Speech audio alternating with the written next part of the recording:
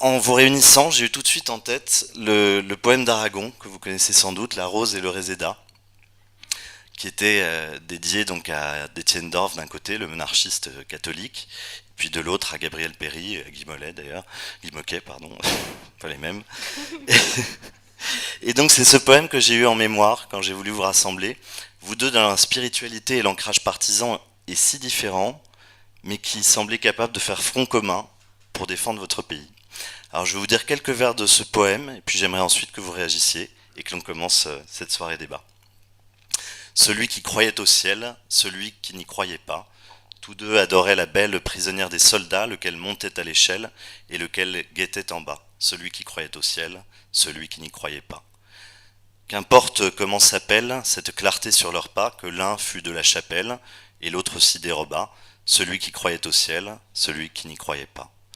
Quand les blés sont sous la grêle, fou qui fait le délicat, fou qui songe à ses querelles, au cœur du commun combat.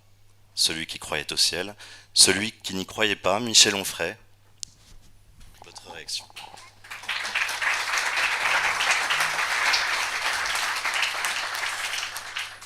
Je n'imaginais pas que dans cette soirée, on puisse faire applaudir le nom d'Aragon. Mais ça me réjouit. J'aurais tellement aimé que ce poème soit anonyme, du moins qu'il ne soit pas d'Aragon. Moi, j'ai été fabriqué à l'université dans une époque structuraliste où on faisait fi de toute histoire, on faisait fi de tout auteur. Barthes et Foucault nous disaient même qu'il n'y avait pas d'auteur, et que le texte faisait la loi, mais qu'en même temps c'était le lecteur qui faisait la loi du texte, mais pas l'auteur ni le scripteur, etc. Et moi j'essaie de réagir à ça en contextualisant, en disant mais qui a écrit quoi, quand, de quelle manière, quelles sont les conditions historiques de production d'un texte, quelle est la nature du texte, etc. Ce texte date de 1943. Pendant 2 années, le Parti communiste français a été collaborationniste. Le pacte germano-soviétique fait qu'effectivement, les communistes sont liés, ont partie liée avec le national-socialisme, et Aragon fait partie de ceux qui défendent le pacte germano-soviétique. Donc évidemment, il se passe des choses entre juin 40 et puis mars 43, date de ce poème, parce que vous avez notamment la victoire de Stalingrad. C'est un texte d'après Stalingrad. Donc ce sont des gens qui ont compris que la guerre était finie pour Adolf Hitler, question de temps, et que après le STO, enfin après le 18 juin, mais alors là il n'y a pas beaucoup de communistes, puisqu'ils sont tous du côté du pacte, mais après le service du travail obligatoire en 1942, après la victoire de Stalingrad, bon ben voilà, c'est une question de temps, il va falloir s'y faire, mais Hitler a perdu. C'est pourquoi d'ailleurs tant de gens rentrent dans la résistance, des gens qui s'appellent par exemple Marguerite Duras ou François Mitterrand, et qui donc font la démonstration effectivement qu'il est temps de se rendre compte que peut-être il faudrait au minimum avoir du moins de fer au feu, sinon passer de l'autre côté. Et donc Aragon est de cela, c'est-à-dire ce poème procède de ça, c'est-à-dire il s'agit de dire le Parti communiste français a été le parti des résistants. Quelques temps plus tard, ce sera aussi le parti des 75 000 fusillés. On aura eu 5 000, pas tous communistes, mais faire de l'histoire est important, donc on oubliera qui a signé ce texte, parce que vraiment je n'aime pas beaucoup Aragon, et je n'oublie pas non plus le poème qui est une ode au GPU, à la GPU, la police politique marxiste-léniniste. Donc on peut aujourd'hui avoir des collèges Aragon, des lycées Aragon, etc. On n'aura pas des lycées Rebatté ou des collèges Brasillac. Donc il y a une espèce de façon d'imaginer aujourd'hui que on puisse lire ce texte-là. J'en préférerais d'autres, à tout vous avouer. Maintenant, on oublie le nom de l'auteur, c'est un texte anonyme, et il lit des choses extrêmement intéressantes. Le souverainiste que je suis n'a pas d'ennemi à droite. Et ma gauche n'est pas incompatible avec la droite quand il s'agit du souverainisme. Ma gauche est proudhonienne, très précisément, donc elle n'est pas socialiste au sens mitterrandien du terme, elle n'est pas marxiste, elle n'est pas communiste. C'est une gauche qui n'existe pas sur le terrain politique, puisqu'il faut être soit communiste, soit, c'est-à-dire jacobin, mélanchoniste, robespierriste, enfin c'est le même monde, soit social-démocrate, et ça n'a jamais été ma gauche, jamais. Maintenant, j'ai toujours dit que l'homme de gauche que j'étais préférait un homme de droite antilibéral, souverainiste, à un homme de gauche qui serait libéral et anti-souverainiste. Donc la ligne de partage, elle se fait là-dessus.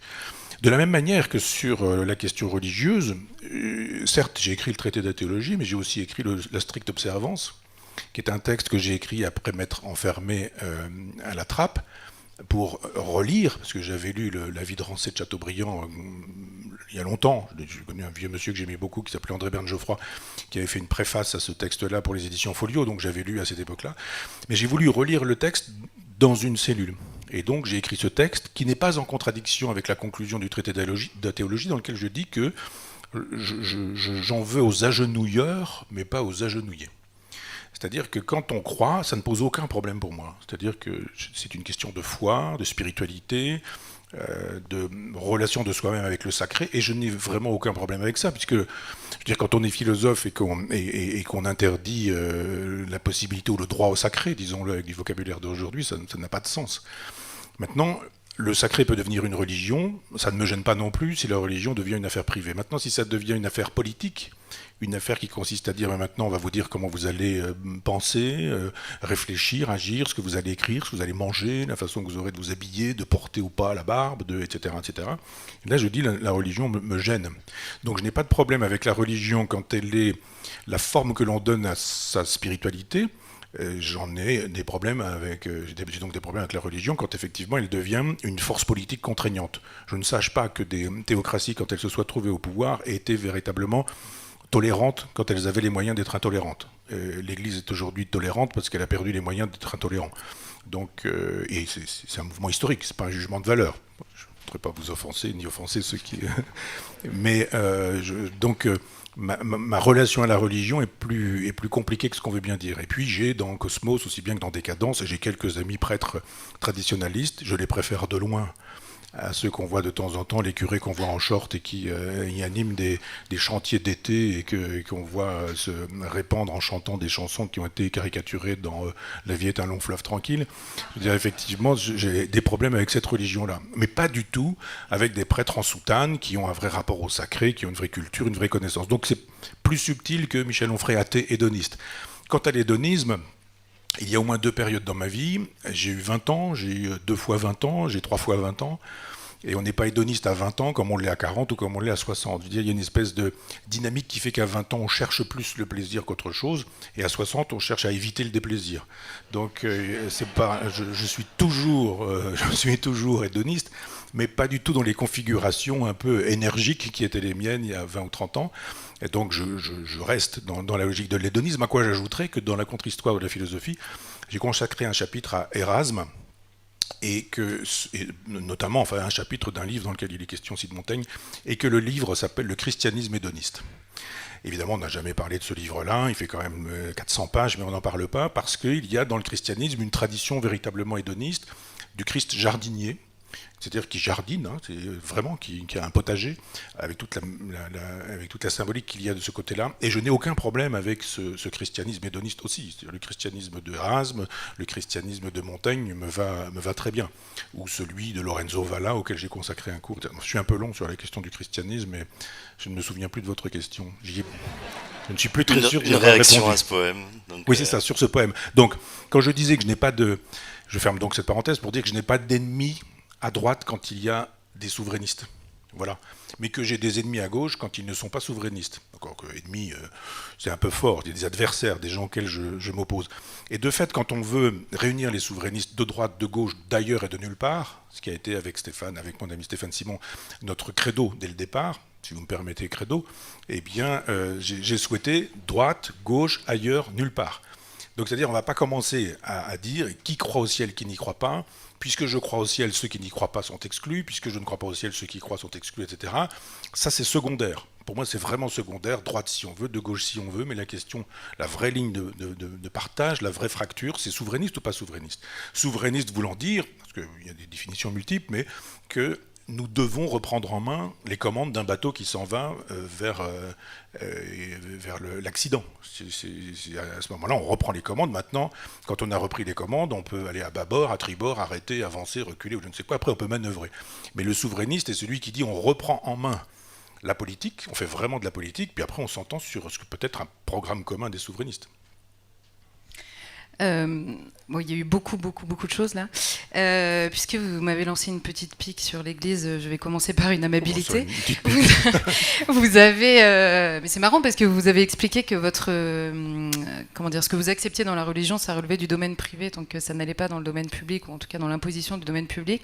Et ça m'a fait penser, et là vient mon amabilité, à un discours d'Emmanuel Macron. Vous êtes macroniste sans le savoir, a priori. La pire des insultes. Ouais, je sais. Je m'en doutais. Non, Emmanuel Macron au Bernardin qui avait bien expliqué aux catholiques que l'engagement dans la cité, aider les pauvres et puis faire l'action sociale, c'était très bien, mais que par contre dans le domaine public, on aimait bien quand il posait des questions, surtout pas quand il donnait des réponses. Alors c'est des questions qu'on va aborder tout à l'heure, notamment autour effectivement de la souveraineté et de la question de l'identité. Une fois qu'on a repris le bateau en main, où est-ce qu'on va ? C'est quand même une question qui se pose forcément en parallèle, et je sais que vous la posez aussi, on n'a pas forcément les mêmes réponses. Et là, je suis bien obligée de vous dire, et je réponds sérieusement sur la question de l'affaire privée ou de l'affaire publique. Je comprends la condamnation que vous faites dans la religion d'une orthopraxie qui soit imposée dans la sphère publique. Je ne crois pas que ce soit un problème spécialement catholique, l'orthopraxie en l'occurrence. Mais je crois en revanche que, en tout cas je parle pour moi, il y a une unité de la nature humaine. Alors on pourra peut-être reparler de la nature humaine qui a pris un peu cher ces dernières années, jusqu'à ce que certains nient totalement son existence tout simplement. Mais je crois que en tout cas, moi, je pense que la nature humaine est justement nous impose de penser l'universalité aussi par rapport au particularisme ou à l'identitarisme, et que cette question-là, elle nous impose de concevoir l'unité de la personne humaine tout entière. Or, je suis catholique, c'est un fait, et aussi bien dans dans ma vie privée que dans mes prises de position publique. Ça irrigue évidemment à la fois tout ce que je pense, tout ce que je fais et la relation que j'ai aussi aux autres. Je crois que ça irriguera évidemment tout le débat, parce que quand on parle de liberté d'expression, de la séparation de l'acte et de la personne que plus personne n'arrive à faire, tout ça, en tout cas, moi, je l'ai reçu du catholicisme. Après, ce que je trouve absolument sublime dans le catholicisme, et c'est probablement pour ça que je le suis encore, catholique, c'est que c'est une religion que je trouve tellement adaptée précisément à cette nature humaine, qui a tellement réfléchi autour de ce qu'est profondément l'homme, que je n'ai jamais l'impression, en tout cas dans l'enseignement de l'Église, qu'on distinguera de l'histoire de l'Église elle-même ou des hommes d'Église encore plus, dans l'enseignement catholique, je n'ai jamais l'impression d'être en contradiction avec les actes que je peux poser ou avec les idées ou la vérité que j'essaye de chercher. Donc voilà pour la réponse sur effectivement la distinction privée-publique. Ensuite, sur ce poème, alors moi c'est marrant parce que vous avez fait l'historique du poème remis dans son temps, et moi quand je le lis, j'ai pensé, et alors je ne sais pas si certains m'ont déjà entendu parler, mais je vais parler de Jeanne d'Arc tout de suite, comme ça ce sera fait. mais quand en fait ce texte m'a fait penser un peu naturellement, parce que cette année, on ne le sait pas parce que la France a été bien ingrate, en tout cas l'État français a été bien ingrat cette année, mais cette année on fête le centenaire à la fois de la canonisation de Jeanne d'Arc et de sa reconnaissance, de sa proclamation même comme héroïne nationale, puisque la loi avait été votée en 1920, 2 mois après sa canonisation par l'Église catholique. D'ailleurs, la date n'est pas un hasard, tout le monde lui courait après pour la récupérer en premier. Et en fait, ce poème m'y a fait penser parce que l'histoire de cette loi de l'État français qui promettait de lui rendre hommage tous les ans le 2e dimanche de mai, ce qu'il ne fait plus, mais ce qu'on va faire à sa place, cette loi était discutée à l'Assemblée depuis 26 ans. Et les Français n'arrivaient pas à se mettre d'accord, en tout cas les représentants à l'Assemblée nationale, parce qu'il y avait d'un côté les royalistes, de l'autre côté les cléricaux, qui étaient souvent ensemble d'ailleurs, les républicains, et que cette loi avait été proposée d'abord par un radical de gauche qui voulait absolument arracher Jeanne d'Arc aux mains des cléricaux parce qu'elle incarnait trop la France pour qu'on leur laisse. Et puis les cléricaux et puis les royalistes expliquaient qu'en fait quand même on n'allait pas la laisser à la gauche alors que tout était fait par Dieu, en Dieu et pour Dieu.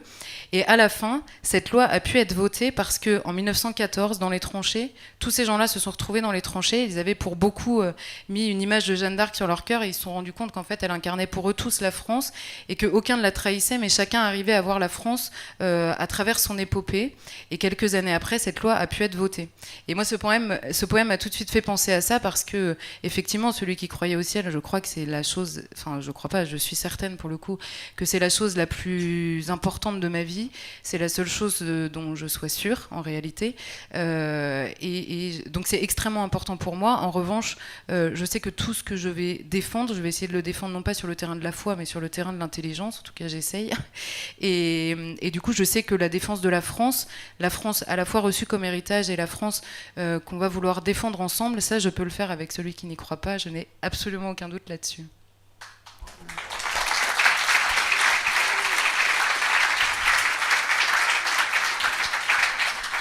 Charlotte, présidente. Oui. J'ai perdu mon idée. Je voulais revenir sur quoi? Je ne sais plus. Sur la question. Je ne sais plus. On va repasser à votre vision votre de la France, question. peut-être. C'était une manière assez claire de définir ce qu'était la France pour Charlotte. Est-ce que vous avez peut-être votre propre définition De la France. De France. Oui. C'est d'abord une géographie. Enfin, moi, je crois qu'il y a d'abord la géologie. Si c'était pour parler de la nature humaine, il y a d'abord la géologie, puis la géographie, puis l'histoire, et la métaphysique arrive, et la philosophie aussi. Mais ça démarre comme ça. C'est-à-dire qu'on ne peut pas faire l'économie de ce qu'un sous-sol raconte. Je ne veux pas faire non plus de la géologie le fin mot, mais il y a d'abord des territoires. Ce sol, ce sous-sol vont générer des paysages qui eux-mêmes vont générer des traditions qui vont être créées, trouvées, transmises, portées, entretenues, conservées par des hommes. Donc il y a eu une époque où quand on se déplaçait au pas d'un homme ou au pas d'un cheval, effectivement les régions, ça signifiait quelque chose. Il y avait des langages, il y avait des façons d'être normand, picard, corse, breton, alsacien, occitan, etc. Et puis, pour moi, la France est déjà là. J'ai écrit une histoire de la Normandie en vers libre, et je la démarre pas du tout à un moment donné où on pourrait dire, voilà, elle est nommée comme telle. C'est pas parce qu'on n'est pas nommé qu'on n'existe pas. C'est pas le nom qui fait la chose, c'est pas le baptême qui fait l'existence. Et donc c'est d'abord la terre. Je démarre l'histoire de la Normandie à la préhistoire, en disant il y a une terre. Donc d'abord la France est une terre. Et puis ensuite c'est une façon d'être dans cette terre, sur cette terre, de faire avec cette terre, de construire avec ce que les paysages, le climat nous enseignent. C'est pas exactement la même chose d'être au nord ou au sud de la Loire. C'est pas la même chose d'être sur un terrain crayeux ou sur un terrain de granit ou de schiste. C'est pas la même chose d'être dans une forêt ou dans un bocage. C'est pas la même chose, etc., etc. Donc de la géologie, de la géographie, des frontières naturelles, à l'évidence. Les frontières sont faites d'abord par les montagnes, d'abord par les lacs, d'abord par les cours d'eau, par les précipices, les ravins, etc. Donc il y a la construction d'une identité qui fait qu'on a l'au-delà et l'en-deçà. Et c'est donc à partir de ça qu'on va fabriquer des histoires. Certains commencent l'histoire de France à Clovis. Certains disent mais pas du tout, c'est pas Clovis, c'est Charlemagne. Mais moi j'ai dit l'histoire de France, c'est l'histoire de la terre de France, c'est-à-dire que la préhistoire, Lascaux pour moi c'est déjà l'histoire de France.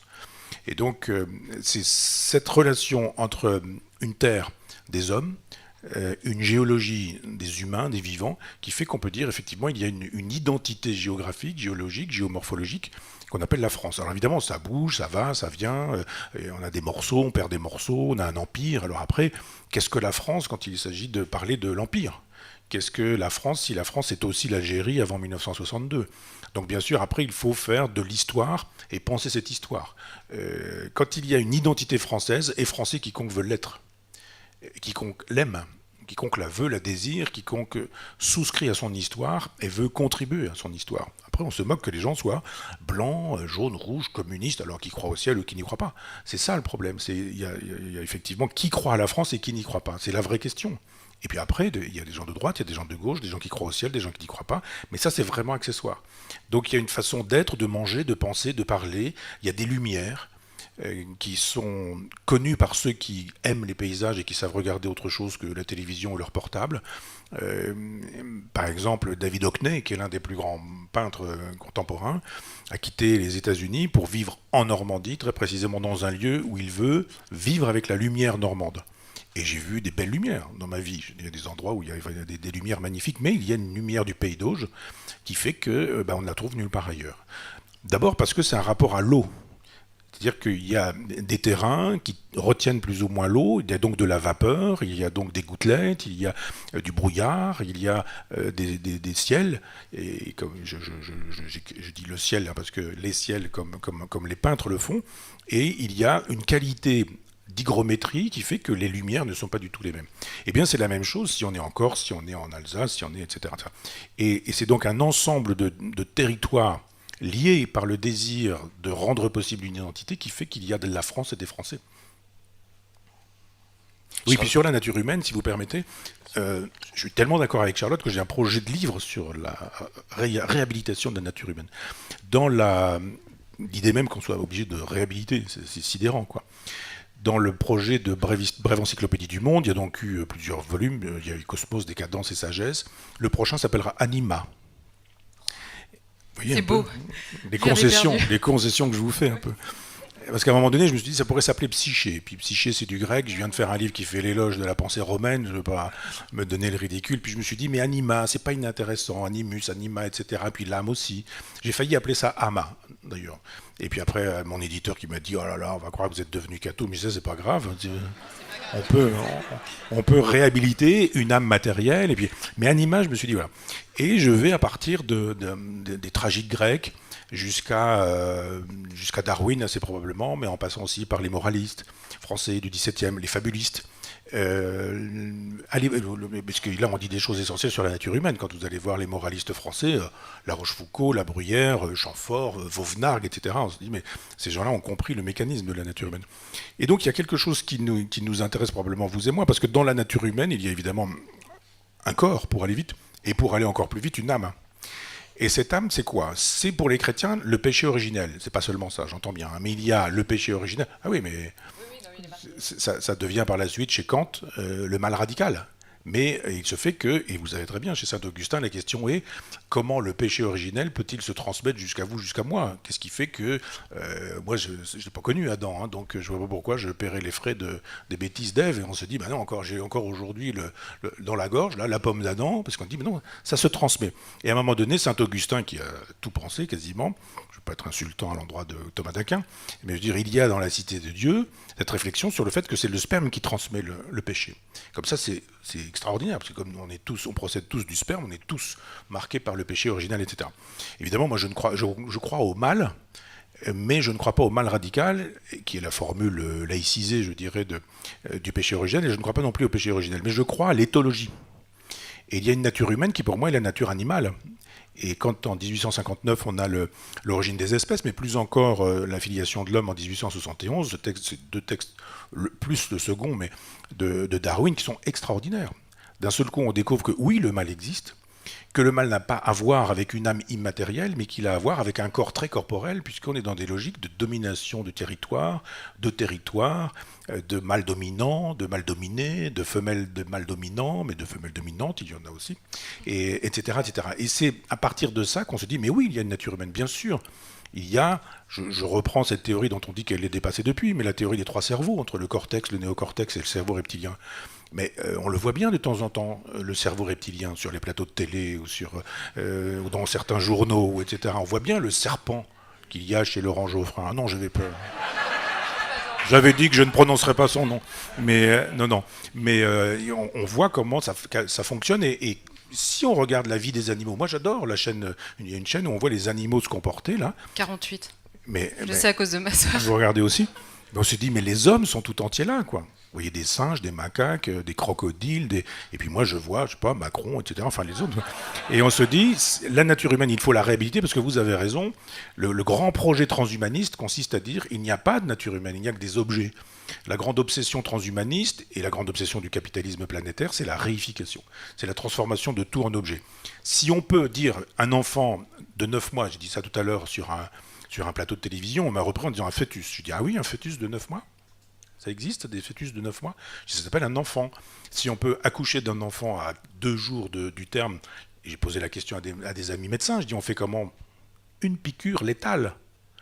Et j'ai dit, c'est Mengele, etc. On me dit, ah bah ça y est, je dis non, la dernière fois que ça s'est fait, c'était chez Mengele. C'est parce qu'effectivement, il faut mettre dans la tête des gens qu'un enfant n'est pas un enfant, mais que finalement, c'est un projet. Et si on renonce au projet, on ne renonce pas à un enfant. Donc si vous voulez acheter des enfants, vendre des enfants, porter des enfants pour les autres, si vous voulez faire des pièces détachées avec des enfants, il n'y a aucun problème, c'est ce vers quoi on va. Et donc le projet transhumaniste fait qu'on a besoin d'en finir avec la nature humaine. Il faut, et j'ai beaucoup aimé, je les aime toujours, mais les philosophes matérialistes du XVIIIe siècle, Lamétrie, l'homme-machine par exemple, hélas, ces gens-là pensent que l'homme n'est que machine. Or, le vitalisme est extrêmement intéressant parce que soit on est mécaniste, et à ce moment-là, quand la philosophie matérialiste arrive au XVIIIe siècle, on nous dit plus de place pour l'âme. Ou alors l'âme est matérielle. Donc Dolbach, la métrie, Helvétius, tout ça, c'est formidable. Et puis vous avez des gens qui disent ah mais pas du tout. Si vous prenez les atomes qui constituent un homme et que vous mettez ça dans un shaker et que vous secouez, vous n'aurez jamais un homme. Il y a un principe vivant, il y a la vitalité qui est dans tout ça. Et on a des gens qu'on appelle des vitalistes, qui sont des gens qu'on appelle Bourdieu, Deleuze, pas Gilles Deleuze, mais l'école de Montpellier, et qui sont des gens qui disent eh ben oui, le vivant ne se réduit pas à de la matière. Et on oppose souvent les matérialistes, alors de gauche, totalement matérialistes, évidemment, radicalement matérialistes, il n'y a que des atomes qui tombent dans le vide, etc. C'est Épicure, leur grand maître. Et puis de l'autre côté, des vitalistes qui nous disent ça ne suffit pas, le principe du vivant est là, et le principe du vivant, c'est pneuma, c'est l'âme, etc. Moi, je pense qu'on peut être matérialiste, vitaliste, qu'on peut faire les deux. Et que bien sûr. Catholique, hein. Comment ? Ça s'appelle catholique, là, selon vos définitions. Je vous expliquerai. Je veux bien. Je crois que vous allez avoir du mal, mais on peut démarrer, si vous voulez, un débat sur ce sujet-là. Il faudra que vous soyez aristotélicienne. Il faudrait que je le sois. Parce qu'avec la question des essences, de la substance, des attributs, bien sûr qu'on peut finir par montrer que je ne suis pas ce que je suis. Mais je vous assure que je le suis quand même. Et donc, cette pensée-là, c'est-à-dire un matérialisme mécaniste des plus sommaires, c'est ce qui triomphe avec le transhumanisme. C'est-à-dire l'horizon indépassable du capital planétaire, du capitalisme planétaire. Et surtout du libéralisme. Et donc, en ce sens, évidemment, il y a un combat à mener sur, non pas la restauration, mais l'éclairage de la nature humaine, en disant elle est toujours là. Et la négation de la nature humaine, c'est le summum de la barbarie. Je vais m'arrêter là-dessus, mais vous voyez que là aussi, on a des points de convergence, et qu'il y a ceux qui croient à l'âme, si on veut utiliser un terme général et générique, et ceux qui n'y croient pas. Disons, vous êtes... Je me laisse porter. Prolixe. Aristote maintenant. non, mais je réagis simplement. J'ai noté là quand tout à l'heure vous disiez en fait tout le monde peut être français dès lors qu'il croit à la France. Et je crois que cette expression contredit ce que vous avez expliqué, notamment des couches successives et en partant de la géologie, puisque ça n'est pas simplement une croyance précisément, c'est d'abord un héritage, je crois, à la fois effectivement physique et historique évidemment. Et je crois qu'il ne s'agit pas de croire à la France parce que sinon vous allez rejoindre, je suis désolée, après Emmanuel Macron, mais Laurent Geoffrin, et nous expliquer que la France est une... m'insulter ce soir. Non, mais s'il faut croire à la France, ça veut dire que la France est soit une croyance ou une idée. Et c'est leur mantra absolu. Et je réagissais là-dessus parce que l'expression me paraissait une conclusion assez étrange à ce que vous expliquez et sur lequel j'étais assez d'accord sur l'évolution, en fait, à la fois de la géographie et de ce qui s'est greffé dessus. Et pour réagir sur la nature humaine, alors Saint Augustin, pardon, vous a peut-être transmis le péché originel. Il vous a aussi aussi et surtout transmis l'idée que vous étiez enfant de Dieu et que du coup vous aviez été sauvé déjà du péché originel lui-même. Il y a les deux. Théorie de la grâce, là, pour le coup. Comment ? Vous êtes dans la théorie de la grâce. Bah on oui. va parler du jansénisme, alors, là. Non, mais de tout le monde, enfin la théorie même de l'Église, là, pour le coup. Hein. On vous a pas transmis que le péché originel, on vous a transmis au fond de vous la capacité de le dépasser et de le surpasser. Bon, bref, ce sera une autre conférence, je pense, parce que ça va être un peu... On peut, si vous voulez. Mais en fait, sur l'idée de la nature humaine... Mettez-vous à genoux, prier, etc. C'est Pascal, mais je connais bien. Non, mais sur la question de la nature humaine, moi je crois surtout que la notion de nature humaine, ce qui est très étrange dans la modernité, c'est qu'elle nous explique que tous les hommes sont frères et qu'on ne sait pas pourquoi, puisqu'il n'y a plus de nature humaine. Donc ils sont frères dans leur individualité, ce qui n'a absolument aucun sens, et ils n'ont aucune ni vérité, ni bien, ni même enracinement en commun. M'a toujours un peu étonné mais bon, c'est pas la seule incohérence de la modernité. Mais la nature humaine, je crois qu'elle permet justement de répondre à la fois à l'universalisme mondialiste, on va dire, qui fait de tous les individus précisément des individus dénués de tout attachement, qu'ils soient nationaux, familiaux. On se souvient de Vincent Peillon nous expliquant que l'école servait à arracher les enfants de leur déterminisme familiaux. Donc ils ont professé jusque-là l'arrachement à tout enracinement. Donc ça permet de répondre à ce mondialisme universaliste qui finalement est une forme de nihilisme, parce que si rien ne précède l'individu et si rien ne le suit, alors la mort est le seul horizon. Donc c'est effectivement absolument désespérant. Et ça permet aussi de répondre à la tentation de l'identitarisme, on va dire, qui ne prend en compte pour le coup pas l'âme. Et c'est pour ça que je vous disais prendre en compte l'âme et le corps me semble être assez catholique dans cette relation en fait de l'identité à l'universalisme et vous en avez fait quasiment une démonstration en expliquant justement, vous parliez des lumières d'Auge qui n'étaient pas les lumières d'ailleurs, du pays d'Auge, qui n'étaient pas les lumières d'ailleurs, et c'est par les lumières de l'endroit où vous naissez que vous avez découvert ce qu'était la lumière, ce qui était peut-être la beauté, et ce qui était même quelque chose qui vous transcendait. Et je crois que l'identité se défend parce que nous sommes corps, que nous avons besoin de ça et que qui fait l'ange fait la bête. Donc nous avons besoin de prendre en compte notre corps, mais seulement l'identité et la défense de l'identité ne sert qu'à parvenir à l'universalité. Qui, elle, est incluse dans l'âme, et ce qui fait que, en effet, la personne étrangère au pays et aux racines qui nous permettent d'accéder à l'universalité n'est pas un étranger absolu, puisque de fait, nous avons l'humanité en commun. Et je crois que c'est assez important. Le lien entre eux, effectivement, le corps et l'âme, il est assez important pour répondre aussi à beaucoup d'errance de la modernité, on va dire. On la charge beaucoup, cette pauvre modernité. Mais par exemple, le fait justement que par le particulier, nous puissions accéder à l'universel, et ça me semble être la seule manière. On découvre pas le bien, le beau tout à coup en haut du ciel ou par des idées. On les découvre parce qu'on voit des choses qui sont belles, parce qu'on comprend des choses qui sont belles, parce qu'on ressent des choses qui sont belles, et là on parvient à l'universalité par le particulier. Et j'ai perdu mon idée du coup de répondre. Si, parce que justement, le fait que cette nature humaine, nous l'ayons en commun par-delà les frontières, pour le coup, ça permet de répondre, par exemple, sur le terrain de l'écologie et d'avoir une réponse. Qu'est-ce que l'homme ? Et si nous avons une nature humaine en commun, elle s'inscrit dans une nature qui dépasse de loin l'homme, et ça nous apprend aussi la relation à la création, et se sachant créer. Le mot va peut-être pas vous plaire, mais je pense qu'on s'entendra justement sur la question des limites de la nature qui nous sont données. On peut pas devenir démiurge, et à l'inverse, on peut, sur le terrain de l'humanité, on peut défendre que partout dans le monde, la tyrannie est une mauvaise chose pour les hommes. Ça ne dépend pas du particulier.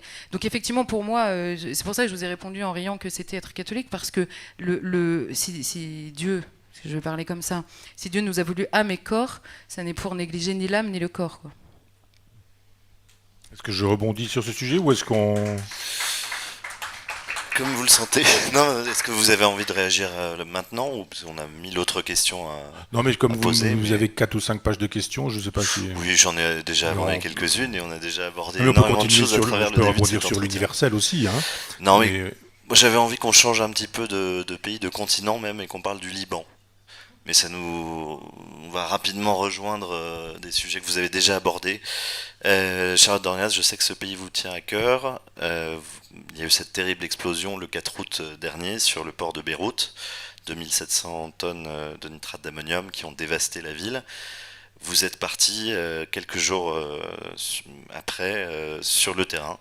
Et j'aimerais d'abord que vous nous racontiez un peu cette expérience, et à travers elle aussi, et ensuite Michel Onfray, vous pourrez réagir. On compare souvent la situation du Liban à celle de la France. On parle pour la France de libanisation, pour différentes raisons. Je pense une corruption qui devient de plus en plus forte en France, une forme de corruption légale, et puis effectivement une partition territoriale, une partition religieuse, une partition ethnique. Je voulais savoir ce que vous en pensiez. Donc d'abord, ce que vous avez vécu au Liban dans ces jours qui ont dû être très durs au mois d'août, et puis effectivement ce que ça peut vous inspirer sur la situation française. Alors, ce que j'ai vu, pour le résumer assez rapidement, ce qui est horrible, c'est qu'on a tous vu les images de cette explosion dingue, complètement dingue, enfin les images en tout cas. Et en fait, le Liban aujourd'hui est dans un tel état que cette explosion était quasiment anecdotique dans le récit que les gens faisaient de leur vie, même à Beyrouth. C'est vous dire l'état du pays. Je ne dis pas ça pour relativiser le drame de cette explosion, mais c'était vraiment la cerise sur le gâteau, comme ils le disent eux-mêmes. Pourquoi ? Parce que c'est un pays qui a des problèmes, effectivement, je ne pense pas que ce soit encore comparable, clairement pas de corruption absolue. En revanche, sur la question de la souveraineté, alors là, il y a un parallèle qui est absolument évident. C'est un pays qui ne parvient pas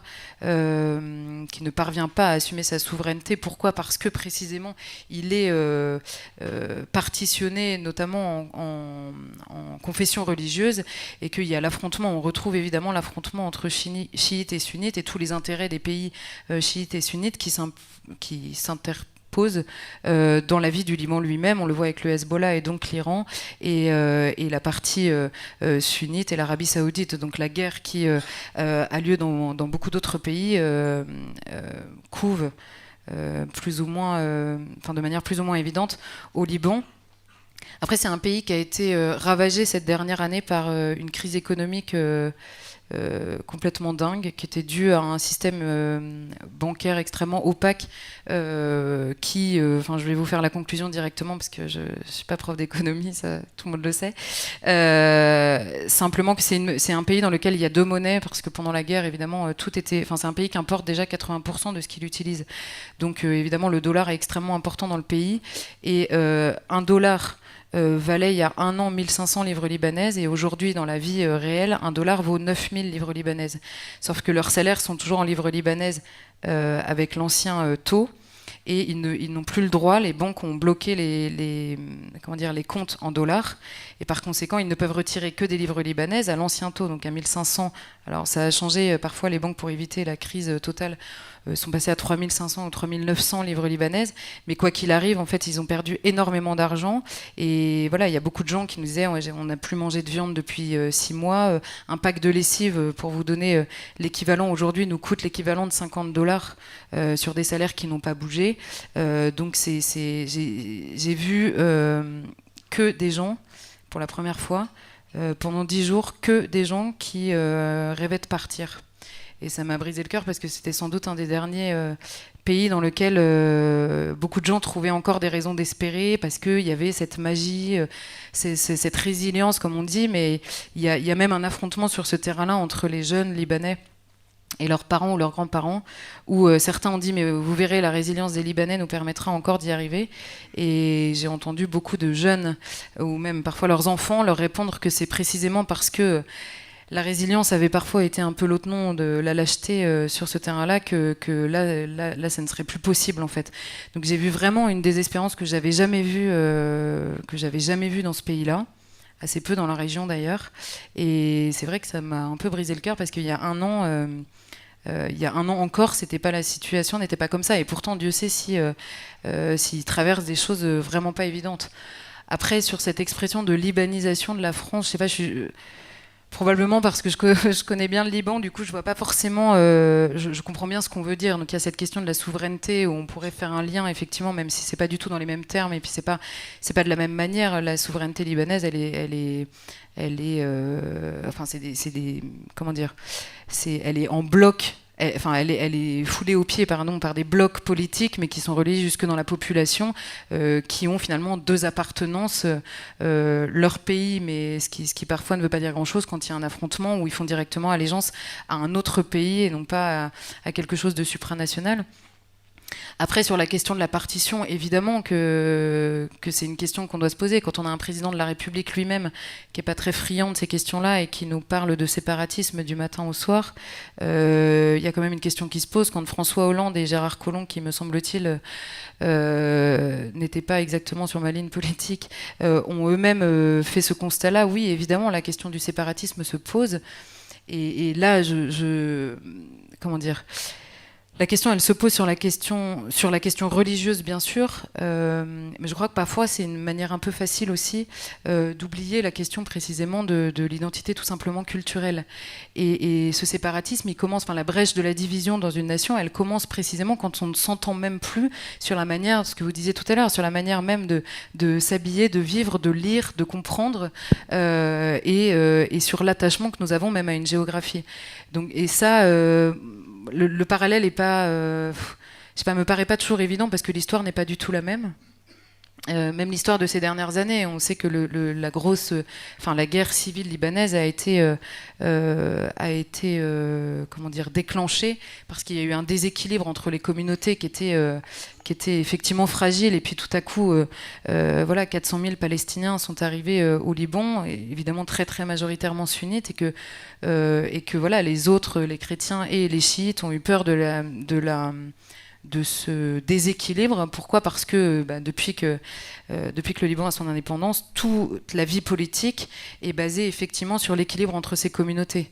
On l'a appris au moment de l'explosion, on l'a répété beaucoup, que le président de la République libanaise était chrétien, le président du Parlement était chiite et le Premier ministre était sunnite, et tout est créé comme ça, tout ne se réfléchit que comme ça, et du coup la corruption passe en permanence par le fait d'aller servir une communauté qui est aussi représentée par des électeurs, donc tout ça se lie, tout est en permanence religieux et politique, parce que pour le coup, la laïcité, même celle que je pourrais défendre, et qui n'est pas la laïcité à la française, en tout cas pas telle que défendue aujourd'hui, n'existe évidemment pas. Tout ce qui est politique et religieux, et d'ailleurs cette question-là nous fait parfois extrêmement mal comprendre à la fois ce pays-là, mais beaucoup d'autres pays, et notamment les pays musulmans. Et je dis ça parce que y a un exemple qui va, je pense, parler à tout le monde. Quand Charlie Hebdo avait publié les caricatures, alors je ne sais pas si c'était la première ou la deuxième fois, il y avait des Égyptiens qui avaient été interrogés, il y avait de très nombreuses églises qui avaient brûlé en Égypte à ce moment-là. Ils avaient dit c'est Charlie Hebdo, c'est la France, donc c'est chrétien. Je pense que je ne sais pas ce qu'en a pensé Charlie Hebdo de cette idée-là, mais voilà, quand un président de la République française décide quelque chose, c'est les chrétiens qui décident quelque chose. Donc c'est pour ça que le parallèle me paraît pas évident dans le détail. Après, je comprends évidemment très bien qu'on parle de libanisation de la France si on parle de la question de la partition, de la question évidemment de la vie, du vivre ensemble entre les communautés, et la question même effectivement de la souveraineté et de la corruption, mais qui je pense se pose sur des échelles et de manière extrêmement différente, quoi. Sur cette question du séparatisme, Michel Onfray. Alors merci Charlotte d'avoir fait la démonstration que quand la politique cessait d'être une affaire privée et qu'elle devenait une affaire politique, c'était un bazar total. La démonstration est faite par vous-même. Si. Tout le monde aura pu vous entendre. Le vrai problème. Non, parce que alors là, je pourrais développer. Je vous interromps tout de suite parce que je oui, vais pas vous laisser faire non plus. Non, mais justement, la question religieuse. J'ai pas démontré, j'ai rien démontré. Non, parce que justement, les questions. Non, mais vous me permettez de préciser quelque chose, c'est que les questions religieuses sont devenues, en fait, les questions politiques s'appuient sur du religieux, mais il n'y a absolument rien qui relève ni de la foi, ni même de l'enseignement de ces religions dans leurs revendications politiques. C'est effectivement, comment dire ? Attendez, je vais réfléchir, continuez, je vais vous répondre. Oui, je vais juste développer, puis après vous me direz que vous n'êtes pas d'accord, hein, parce que j'ai pas encore eu le temps. Donc c'est un peu normal que vous ne sachiez pas quoi me répondre, parce que j'ai encore rien dit. J'ai juste dit la thèse. La thèse pour moi, c'est qu'effectivement, quand la religion devient une affaire politique, c'est le bazar. Vous êtes parti immédiatement là-dessus. Donc je développe maintenant en disant que la souveraineté n'est pas possible, parce que dans ces cas-là, le communautarisme fait la loi. Alors ça va bien quand vous avez 99% d'une même religion. La France est catholique, le catholicisme fait la loi, il n'y aura aucun problème.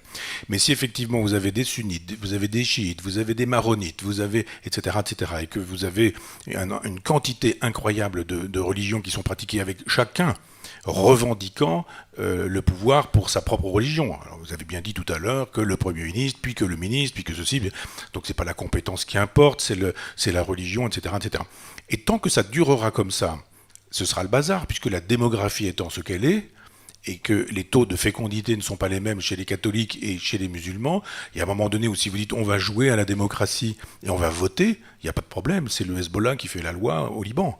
Donc il y a un moment donné où, quand on pense en termes de souveraineté, on s'aperçoit que ça n'est pas compatible avec le communautarisme, que la religion doit rester une affaire privée, et que le problème, c'est que quand la religion vous va pas, c'est plus la religion, ça n'a rien à voir avec la religion.